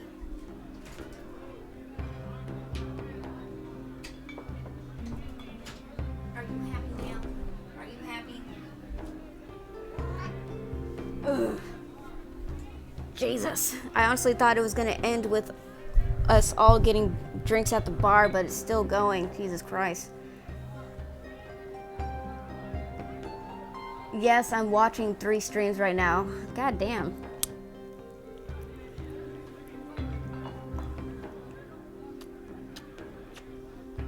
My little baby. My little kitty cat.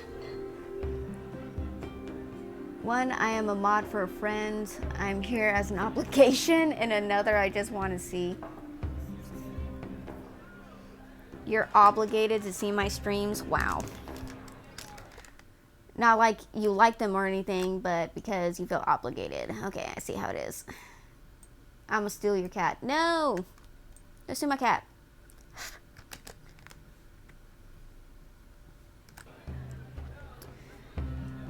He saved my life. I merely performed my duty as a doctor. Although I must admit that I was confused when I woke up missing all my clothes.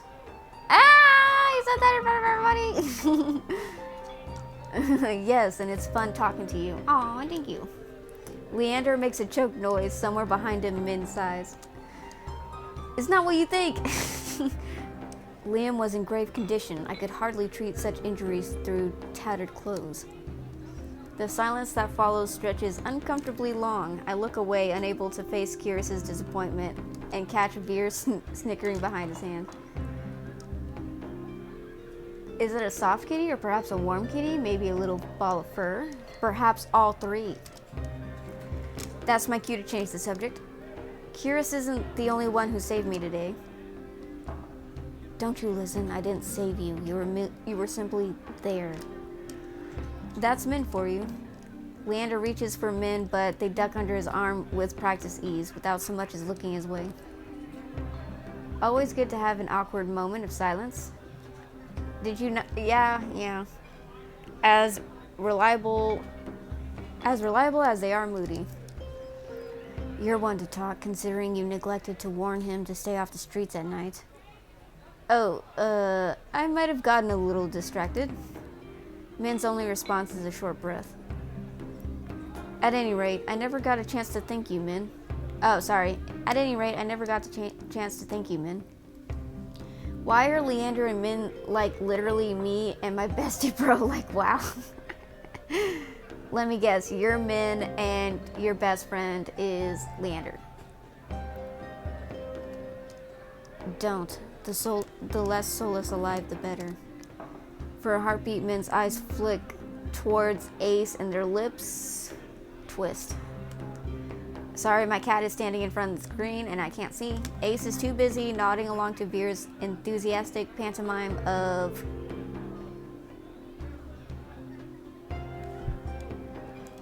How did you know? Do I seem like that much of an asshole? I was taking a guess because Min has light hair and you said you were making a sarcastic joke that you weren't that tall. So I was like, oh, so you must be the shorter of the two. Oh, looks like a taller Levi and the other short Aaron. Dude, I did say that like fucking, was it Leander looks like Levi? Misty, can you get out of the way? Stop fucking grooming yourself in front of the screen. I can't see. Get out of the way. Get out of the way. Pantomime of stabbing to notice. Lost in doubt in an enthralling discussion. Oh, you did. Misty as a cat VTuber confirmed. I'm surprised you had the deductive skills to decide that. Go get nom nom. I'm surprised you had the deductive skills to decide that. How rude. I grew up on crime shows, alright? I grew up on it. I grew up on fucking true crime and SVU and Law and Order and shit. Get that good food. Sherlock Holmes, perhaps? Sherlock Holmes came later, like in high school, because we had to read. We actually had to read, you know, some of Sir Arthur Conan Doyle's works. And then I really liked Sherlock Holmes after that.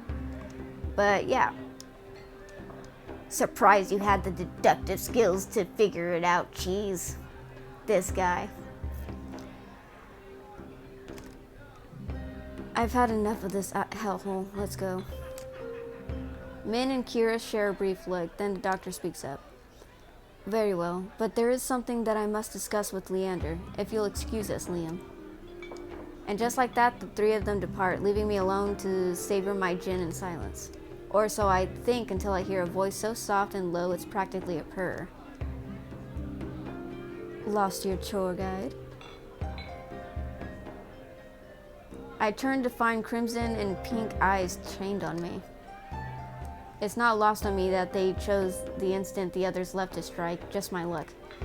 Threesome confirmed? Threesome confirmed? Poly relationship? Hello? I enjoy those types of things, if I'm honest. May work in a few mysterious mysteries for you in the campaign once read through that book. Okay. I do love some good mysteries. Huh? What do you mean, huh? What do you mean, huh, Tick? I came back, we talking about threesomes? The fuck? Dude, I have a sneaking suspicion that I could probably get into a poly romance with some of these guys. Threesomes are good though. Yeah, exactly. You don't understand, Tick. I had to be abandoned with the two most irritating people I've met all day. Monsters or not, there's no telling what I'll do if either of them push me again. Don't tell me Leander already snuck off to get his knob slobbered out back. He's got business with Kyrus and Min. 2-on-1 business, Isn't he lucky? I can't tell if it's the champagne or the company, but Vera has grown noticeably more relaxed. But fanfics, wait, what? From what I heard, anywho, but fanfics are good with it or even suggested. Yeah. Oh, God, cats. Yes, I'll look you up. She comes and goes. So fleeting.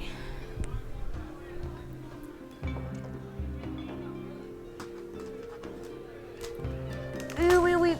Oh no, I accidentally clicked it.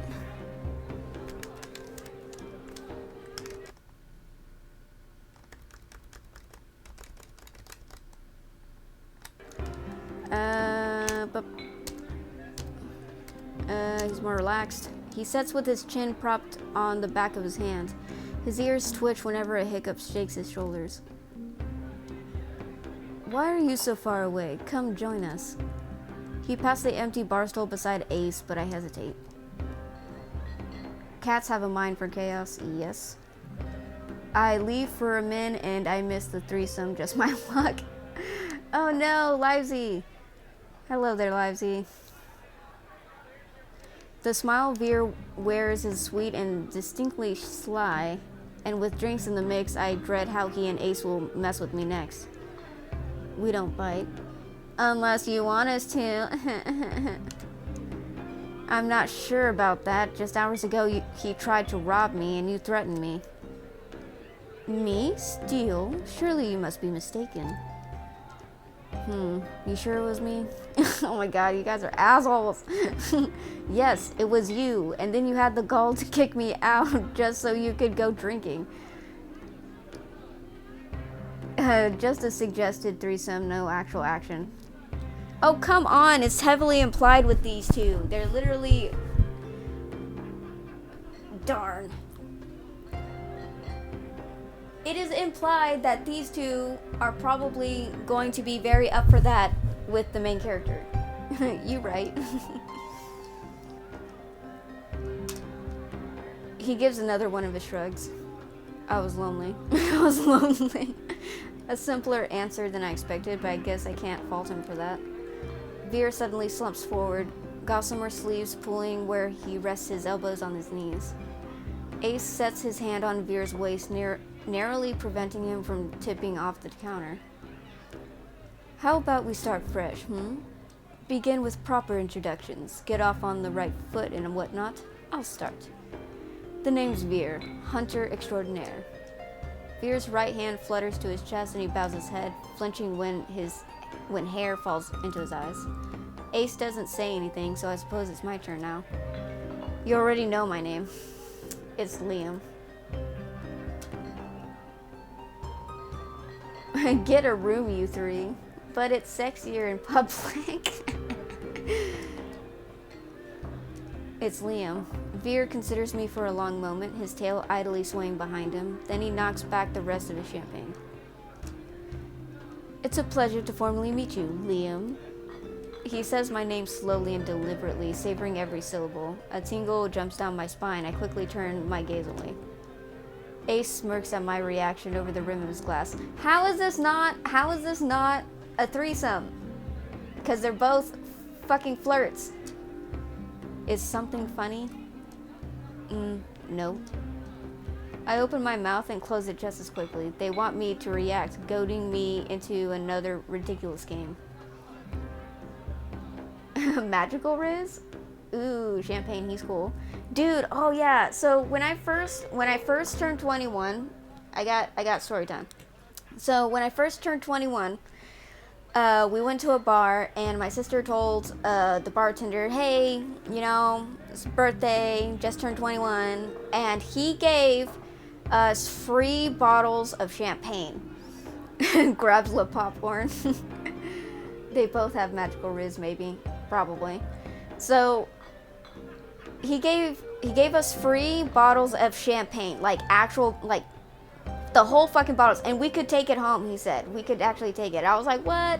And so we opened the champagne and we started drinking, and I drank it and it didn't taste that good to me, and I was like, ew. And then, but I was like, whatever, alcohol isn't really supposed to taste that good, like it's not supposed to taste sweet or anything.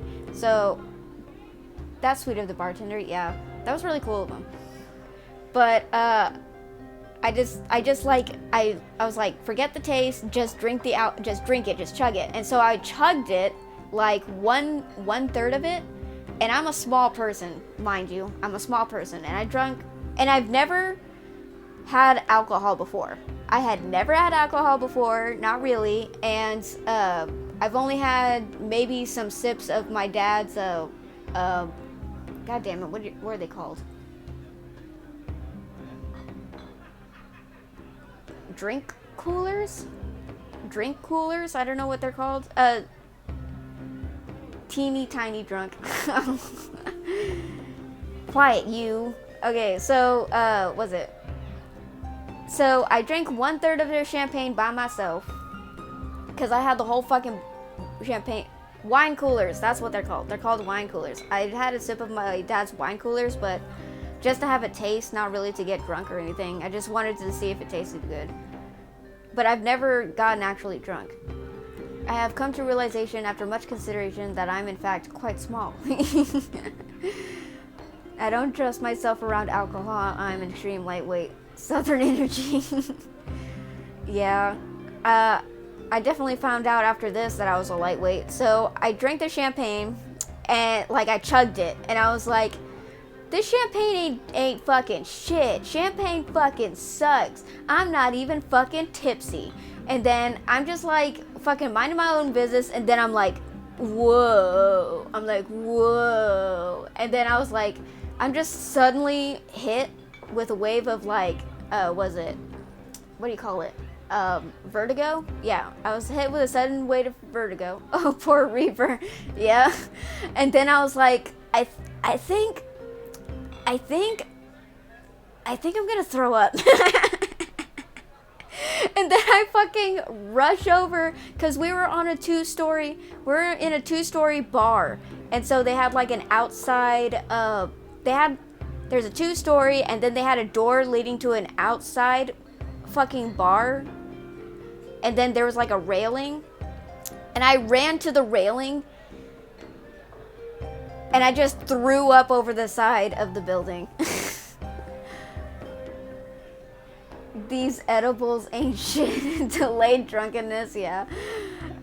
And I was like, oh shit, I think I drank too much. And literally I'm just like suffering in the corner, and my sister finds me and she's like, Reva, are you okay? And I was like, no, I think I'm drunk. And she wouldn't admit it, but I can totally tell that she was really mad that I got drunk so fast. I hope no one was walking underneath it. Oh, I hope not. Eat too. Dude, I got so drunk, I literally fucking saw a cop walking down the street, like he was just patrolling, and he looked up because he saw that the bar was like, you know, there was a lot of noise coming from the bar, so he looks up, and me and him make eye contact, and I wave. I'm so drunk, I fucking wave at the cop, and the cop like smiles and waves back at me, and I was like, hee hee. Wasn't thinking that, but that something didn't happen. What? I hope no one was. Oh yeah, yeah. I wonder if the stain is still there, because it was like going down the side of the building. I don't think anyone's actually saw that there was throw up there. Stop being damn adorable. That's something I hope.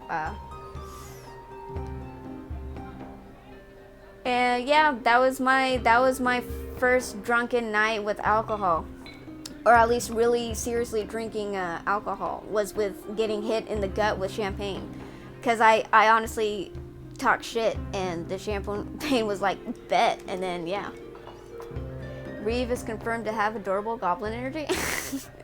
No, I'm not a goblin. I am not a goblin. Maybe, I think, last time I checked. You can't prove anything. With their sharp cat-like eyes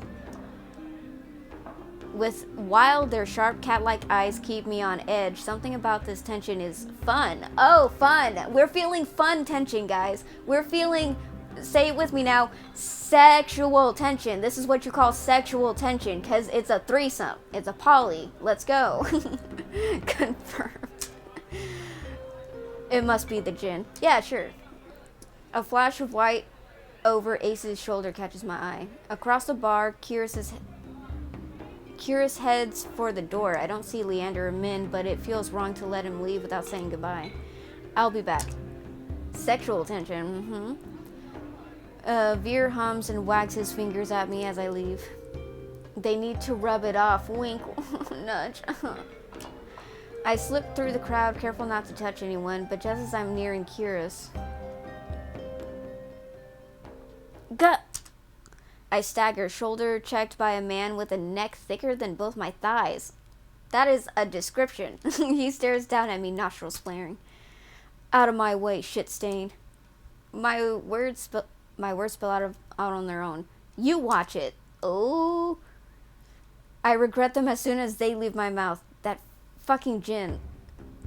The roughneck wheels around, shoving a bloodhound out of the way so he can close in on me. What did you say? He shoves me backwards, sending me stumbling to the sticky floor.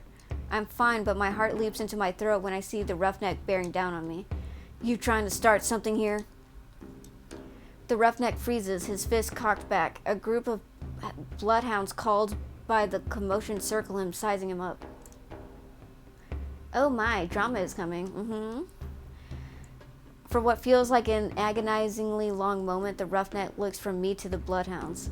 Finally, he sniffs and spits on the floor next to me. The lob nearly misses my cheek. Ew. Screw it. Too many freaks in this circus tonight. He turns his back on me and comes face to face with Ace. A dangerous smile spreads across his face. You'll do. What happens next is a blur. Ace's fist crashes into the roughneck's jaw, causing an eruption of gasps, shouts, and even cheers around us. I scramble to my feet right as the frantic crowd swarms around me, cutting off my sight of everything and everyone. Through the ruckus, I hear Leander shouting, Hey, hey, Ace, take it outside!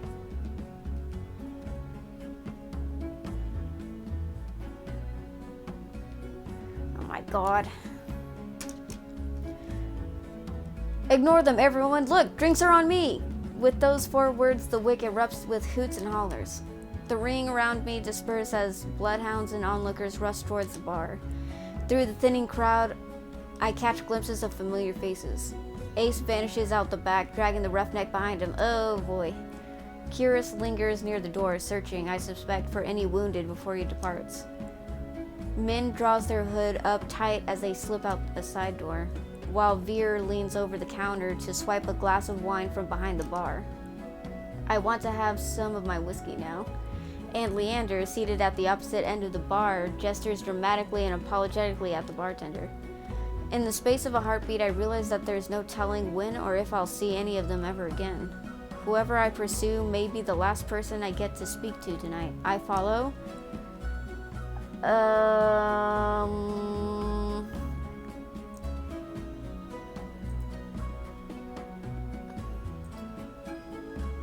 Dude, this demo is fucking long, dude. Ace, Curious, Min, Veer, Leander. Yay, tough decisions. I could follow Ace because he was gonna go beat up that guy, and I'm kind of curious of what's gonna happen there. But I really like Leander though. Are you sure this isn't a full game? Dude, I just downloaded the demo, and I checked the site, and it says it's still waiting on the release date. I'm with Leander or Ace. That's literally the two I'm fucking choosing on. And he's like, oh god, you're not making this easy, Tick. Something's telling me Ace, so I guess Ace. Flip a coin. Morbid curiosity draws me after Ace. I slink out the back of the wet wick. Heads is Leander. Ace gets tails. Yes, Ace. The brawler. The alley's dead silent. Not really what I expected from a fight. A dull crunch reaches my ears, then a thud. I peer around the corner of the building, careful to keep hidden. Dark, glistening red spatters the ground, spidering through the seams of cobblestone. It guides my eye to a collapsed body across from me. Once so violent, the roughneck is now little more than a sack of crumpled flesh blotted with mud. Ace exhales, his breath misting against the cold air. Blood flecks his knuckles as he looms over the motionless body, his feet on either side of it. Fear spreads like ice in my bones. Moments ago, he was joking and friendly with the others, but now... kinky. Ace's crimson eyes find me in the dark. Not running, Sparrow? I warily rise to my feet, moonlight illuminating my face. I thought I was out of sight. Got eyes in the back of my head. Sure. Ace steps off the roughneck. My eyes stay locked on the body. It's wet with layers of blood and grime, completely still. He's alive. Are you sure about that? Are you sure? Calling me a killer or a liar.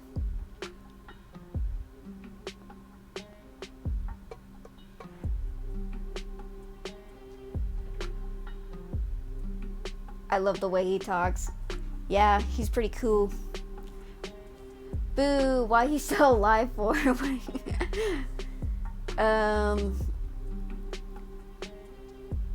Should I call him a killer or a liar?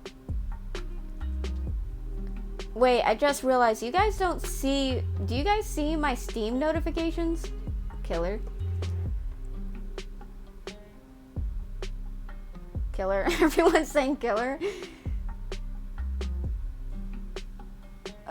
He just completely ignores words that should be there, and I love it.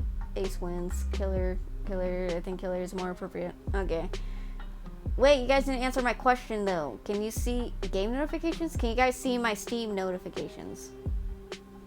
Because I keep getting Steam pop-ups, and I realize, wait, I'm not accidentally docking people, am I? Okay. Doxing people. Okay, that's fine. Okay. As long as you guys can't see it, it's fine. I've not seen any. Okay. That's cool. Alright, you're a killer. Killer. Must be scared. You won't hurt me. It comes out more like a question. You won't hurt me? His eyes flick down my body, then up again. Not like him, at least. Oh? Oh? Did you hear that? Did you hear what he just said? stares aggressively in the bottom right corner. Dude, did you just hear what he said? I was like, I said, you're not gonna hurt me, or you won't hurt me, and he's like, not like him at least. Excuse me, sir? You guys keep showing your kinks, dude. You guys are showing your kinks. You won't hurt me? Whoa, buddy, damn, kinky? His bloodied knuckles catch his attention. He tries to rub them clean, but ends up smearing the blood around more. Ew. Kinda hot, not gonna lie. Wish I could pull off things like that. Yeah, he's pretty cool. I keep making bad impressions on you. He cares about what I think. Oh my god, he's cute. I didn't know you cared about my opinion. You can tie me off anytime. Wild. Just prefer you didn't piss yourself when we talk. Okay. Annoyance bubbles in my chest. Well, I'm not pissing myself, even with your bad impressions. Like the first time we met, Ace chips away at my fear, replacing it with irritation instead. Ace kneels beside the roughneck and frisks him. I can't help but wonder if the crime was worth the punishment, but I hold my tongue. Definitely Ace's hands search through the roughneck's pockets. It doesn't take him long to find his prize, a cigarette and matchbox. He strikes a match, sparks light up his angular features with a golden glow. It's distracting for a moment, but my gaze inevitably drops back to the muddy body. Watch out. Watch out for what? Watch out for what? The Riz? The roughneck has an ace up their sleeve. No! Oh no, he came back with the fucking pun. Oh my god. Stop it. You're just gonna leave him there? Ace draws deep from the cigarette. He exhales heavily, smoke curling past his lips. I breathe in the sweet spice scent of cloves. As his tension melts away, he looks at me with cool, lidded eyes. Should I give him a blanket? God, he's so fucking cool. Unbothered by the maybe corpse, he takes a seat on a crate opposite the bar. I stand awkwardly, forgetting why I came out here in the first place. An unpleasant silence stretches between us. Weather's nice. Cool, murky, and humid, he means. I want to believe he's teasing me, but for all I know, this is pleasant for a radio. Reaver fawning right now. Stop. I mean, he's hot. Don't judge me. Was Princess good company? Who? He takes another long drag.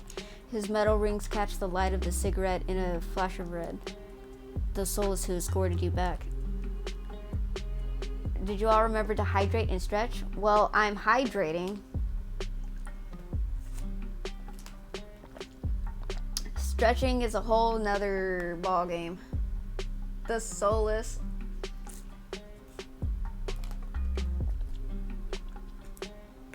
I prefer to dehydrate and constrict. You named it Princess? Jealous? Ah, stop! Are you gonna say you're gonna call me Princess? No. I return his smile. You have no idea. I think your nickname's more fitting. Sparrow. Judged.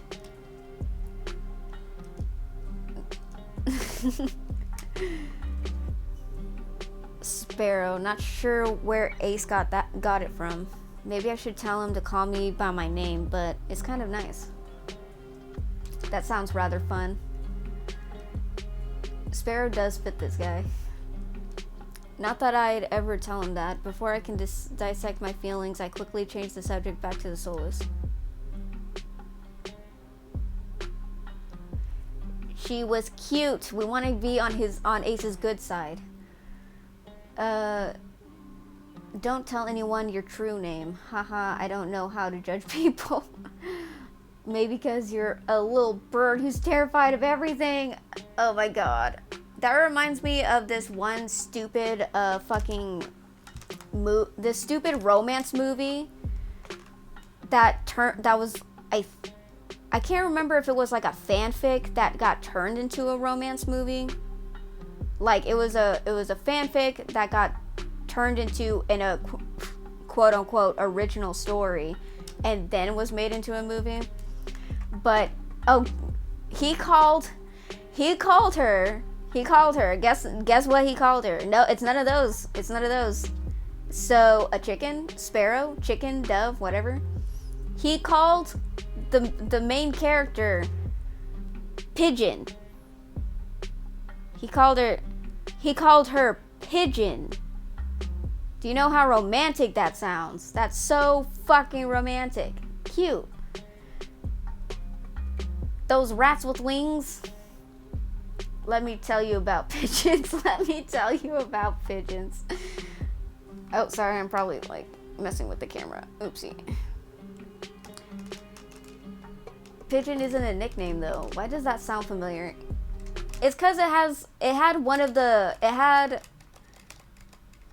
Sprouse twins playing the male lead. I forgot which Sprouse twin it was.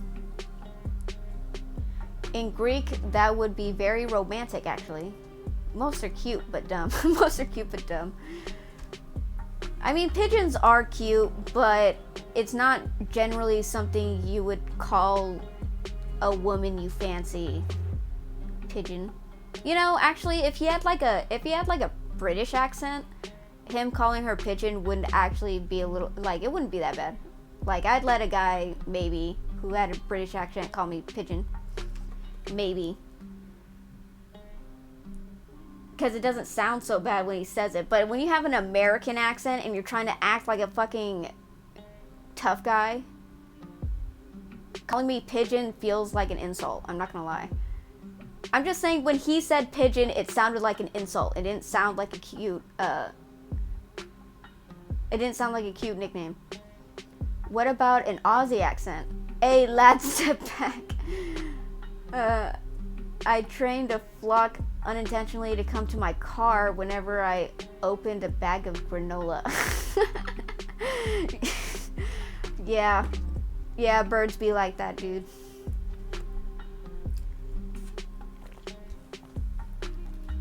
What is an Australian accent? God damn it, that's a Cockney accent.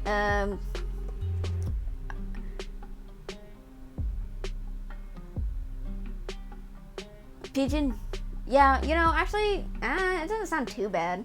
I think it'd just be like a very endearing nickname, like you would call a friend, not like something you would call, oh, this woman I totally want to fall in love with and bang later. Like, it doesn't feel that. I don't feel that from pigeon, from an Aussie accent. When I find the photos, I'll show you, Reeve. Yeah, show me the photos. Oi, Pidgey. Hey, oi, Pidge, how you doing? She was cute. We're trying to win points with Ace. She was kind of cute in a weird way. I glanced absent-mindedly at my hand, remembering how she nuzzled into my palm at my touch. Okay, just making sure my... Ace's eyes softened for a moment. Oh yeah, I forgot they have a hive mind, so he would have known that I petted Princess. Her tail wouldn't stop going when she got back. The group of them don't get much attention. Think she's cute now, wait till you see her tricks. You taught her tricks? Princess is a smart one. She'll learn anything if you have the right rewards. Sounds about right. The idea of tame soulless is still so outlandish to me. I was mauled by a mindless, bloodthirsty beast, and he's talking about them like they're pets. But it's possible, all because of the sea spring. I need to get the answers he couldn't give me before. Food is a good motivation. Yes, they are.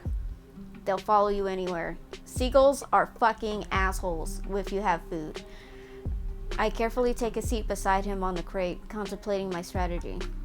He doesn't seem to mind. He closes his eyes.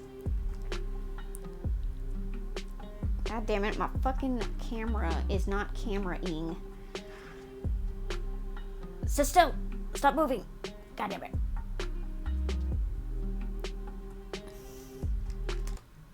Oh, I became small. I became my actual size. What do you call a seagull that flies over the bay? A bagel, huh? God damn it. Fuck. That was actually pretty good. He doesn't seem to mind, closes his eyes, says his head back against the wall, relaxed. Without the pressure of his intense gaze, I feel myself ease up too, as long as I keep my attention away from the bloody heap across from us. I glance over at Ace and allow my eyes to linger. Ooh, we're just gonna check him out, huh? We're just having a looky-loo here and a little looky-see. A sea glass colored tattoo spirals up his arm, painted over grooves of muscle. Silver jewelry glints in the moonlight. It draws my eyes to his bare chest, rough hands, carved jaw. His ears, his horns, his pupils, everything about him is sharp, even the fangs that only show when he grins. But my attention's drawn back to the tattoo. Something about it feels unnatural, as if the tendrils move when I'm not looking. If this world was a library, I'll check him out any day. Hey, what's your verdict? Ah! I whip my head in the opposite direction. What verdict? Got a long good look. Are you impressed or do I need work? Ah! My face grows hot. I've seen worse. You're annoying.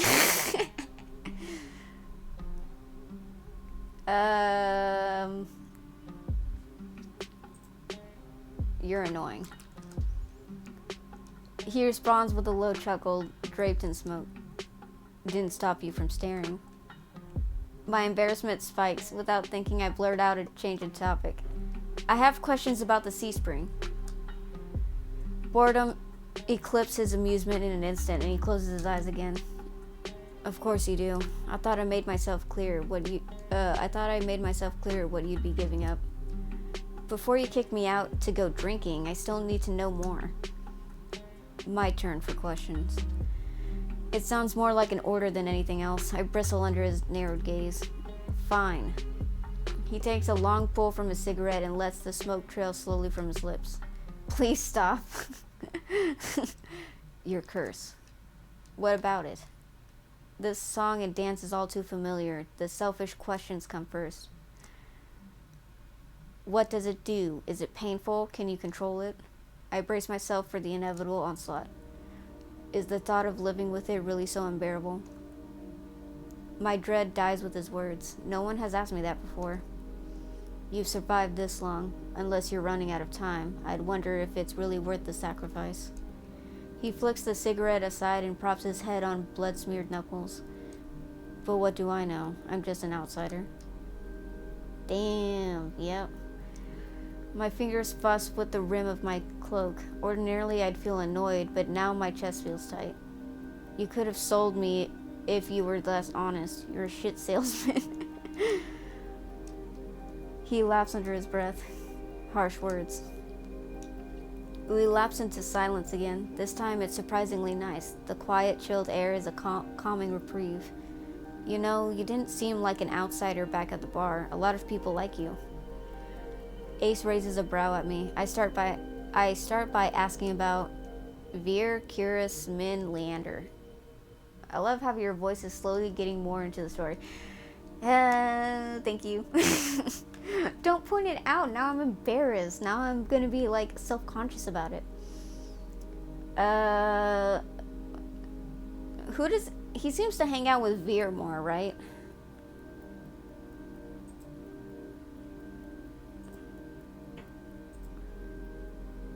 But he also hangs out with Leander. Threatening people are usually pretty popular. Who should I ask about? I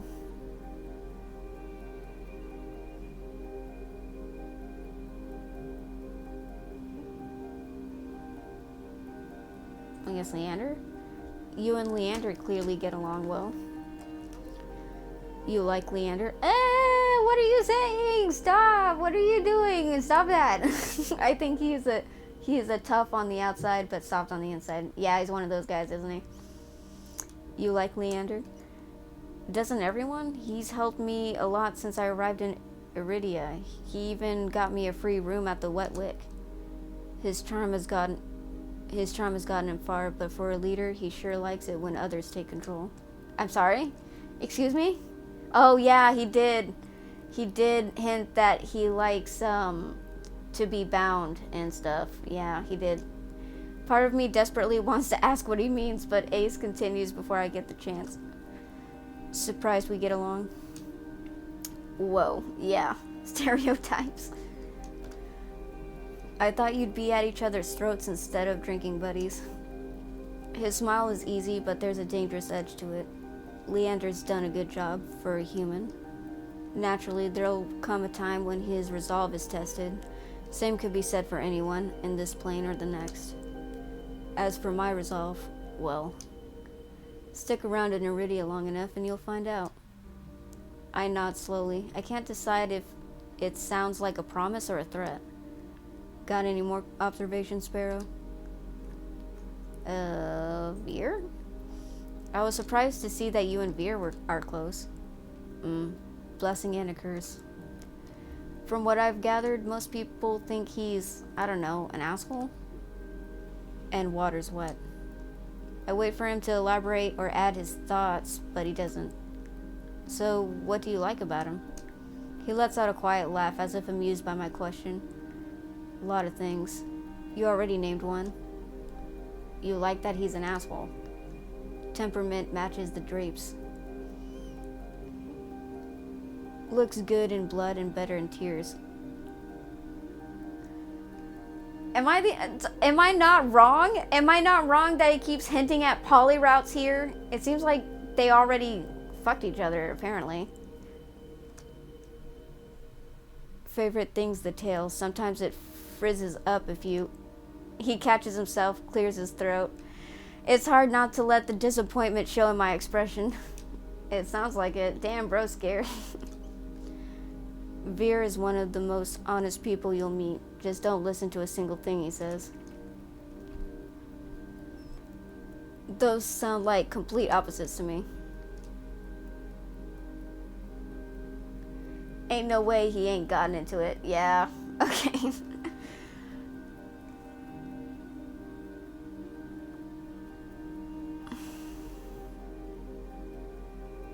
So he's obviously fucked Leander and Veer.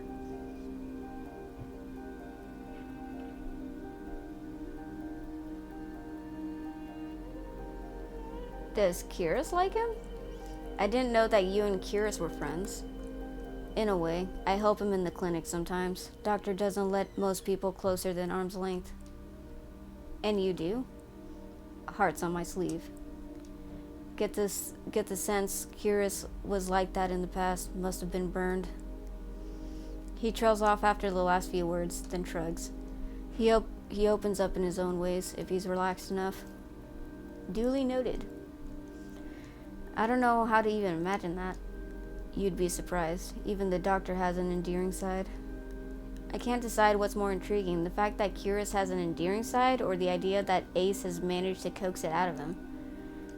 Tell me if you uncover any of his other secrets. I'd kill to know more. Min. Maybe Min doesn't necessarily like you, but they definitely pay attention to you. Ace's reaction takes me off guard. He growls, pinches the bridge of his nose, as exasperated as I've ever seen him. I make enemies as easily as I breathe, Sparrow. Doesn't bother me. But that dove's got it out for me for no reason. Maybe they're unsettled by the sea spring? It's not about that. Goes without saying that they've got some issues. Don't think they understand that you catch more flies with honey than vinegar. Honey has left a bad taste in my mouth in the past. It could be the same for them. It seems like it bothers you. At least you're capable of a conversation. Do me a favor and teach the dev some manners. Thought they'd lay off eventually if I didn't bite. Hasn't happened yet. Relative X or... I'm calling it. SMT? Relatives X? Or something, I'm calling it. Maybe. I briefly considered the possibility that Min wants to get bitten. What? I'm not about to propose that, though. My main point is that, speaking from experience, being an outsider usually means you don't have friends. I don't. I level him with a tired look. Fine, I'll confess. I have one friend. Don't say yourself. Ocudius? Ocudius. As soon as he says the name, a thick wave of unease runs through me. The same sensation I felt at the sea spring and in the outskirts. But as quickly as the sick feeling hits me, it dissipates, leaving me oddly numb against the prickling cold. Who's that? A friend. It lives in my head. It lives in your head. Who the fuck is that? Those who stick by you through thick and thin are true friends. True. Ace taps his temple with a finger. Right here. Scared you off yet? That'd be the third bad impression I've made on you today. Oh damn. I'm stunned for a long moment, processing what he just told me. Then I burst into a fit of laughter. You're serious? Ace grins wide enough to flash his fangs. Deadly. It sounds so fucking absurd I can't help it. On top of everything I've gone through today, it feels like I'm living a fever dream. Split personality? Maybe. Don't worry, Ace, we all fucking insane. I've come close to death more times than I can count, encountered tame solace in a horrifying group mind, and now I'm supposed to believe that there's someone living inside Ace's head. There are tears in my eyes by the time I rein myself in. Ace waits patiently, lips quirked in amusement. Sorry, it just sounds so ridiculous. The tension that wound my shoulders are so tightly has melted away, and for the first time in a long time, I feel like I can breathe. I feel better. Dukas, where in the rat's ass are you? Ruckus, gruff shouts rise in the streets, echoed by the sound of heavy boots sloshing through mud. Bro has a degrading kink for sure. Jeez.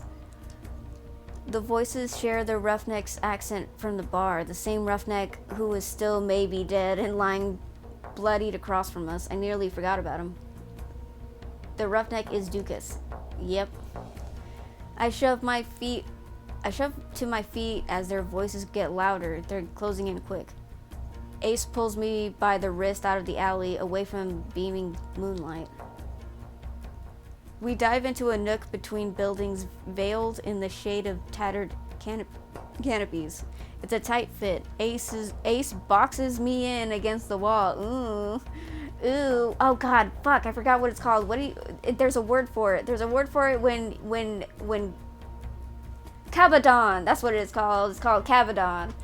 It's when guys, like, in romance tropes, they, like, put the arms on either side of the lady's head while they lean against the wall, trapping them in. The Cabadon. Getting spicy. But everything looks better in moonlight. His body all but pressed against mine as he towers over me. Hot. For the second time today, the heady scent of smoke envelops me, but this time cut with the metallic tinge of someone else's blood.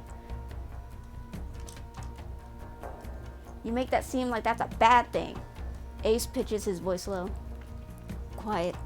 Quiet. Lower than I already have it. My heart leaps into my throat. I'm suddenly acutely aware of the heat radiating off of Ace's body, the feeling of his leg grazing my thigh, the closeness of his breath. This is bad. I squirm against him and earn a burning crimson glare. Do we really have to? No shit, Sherlock, you the only one talking. His hand covers my mouth, muffling my whispers. He shakes his head. Don't. Damn, he's over here. Dukas, wake up, you bastard.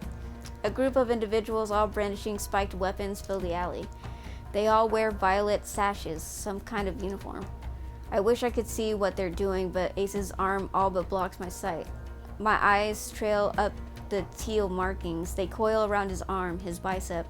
They lead up to Ace's collarbone, to the cords hanging around his neck, and to the smuggest smirk I've ever seen.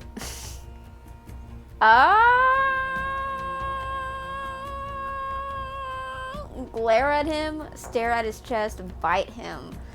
So when you start the demo, they said that important important bite option.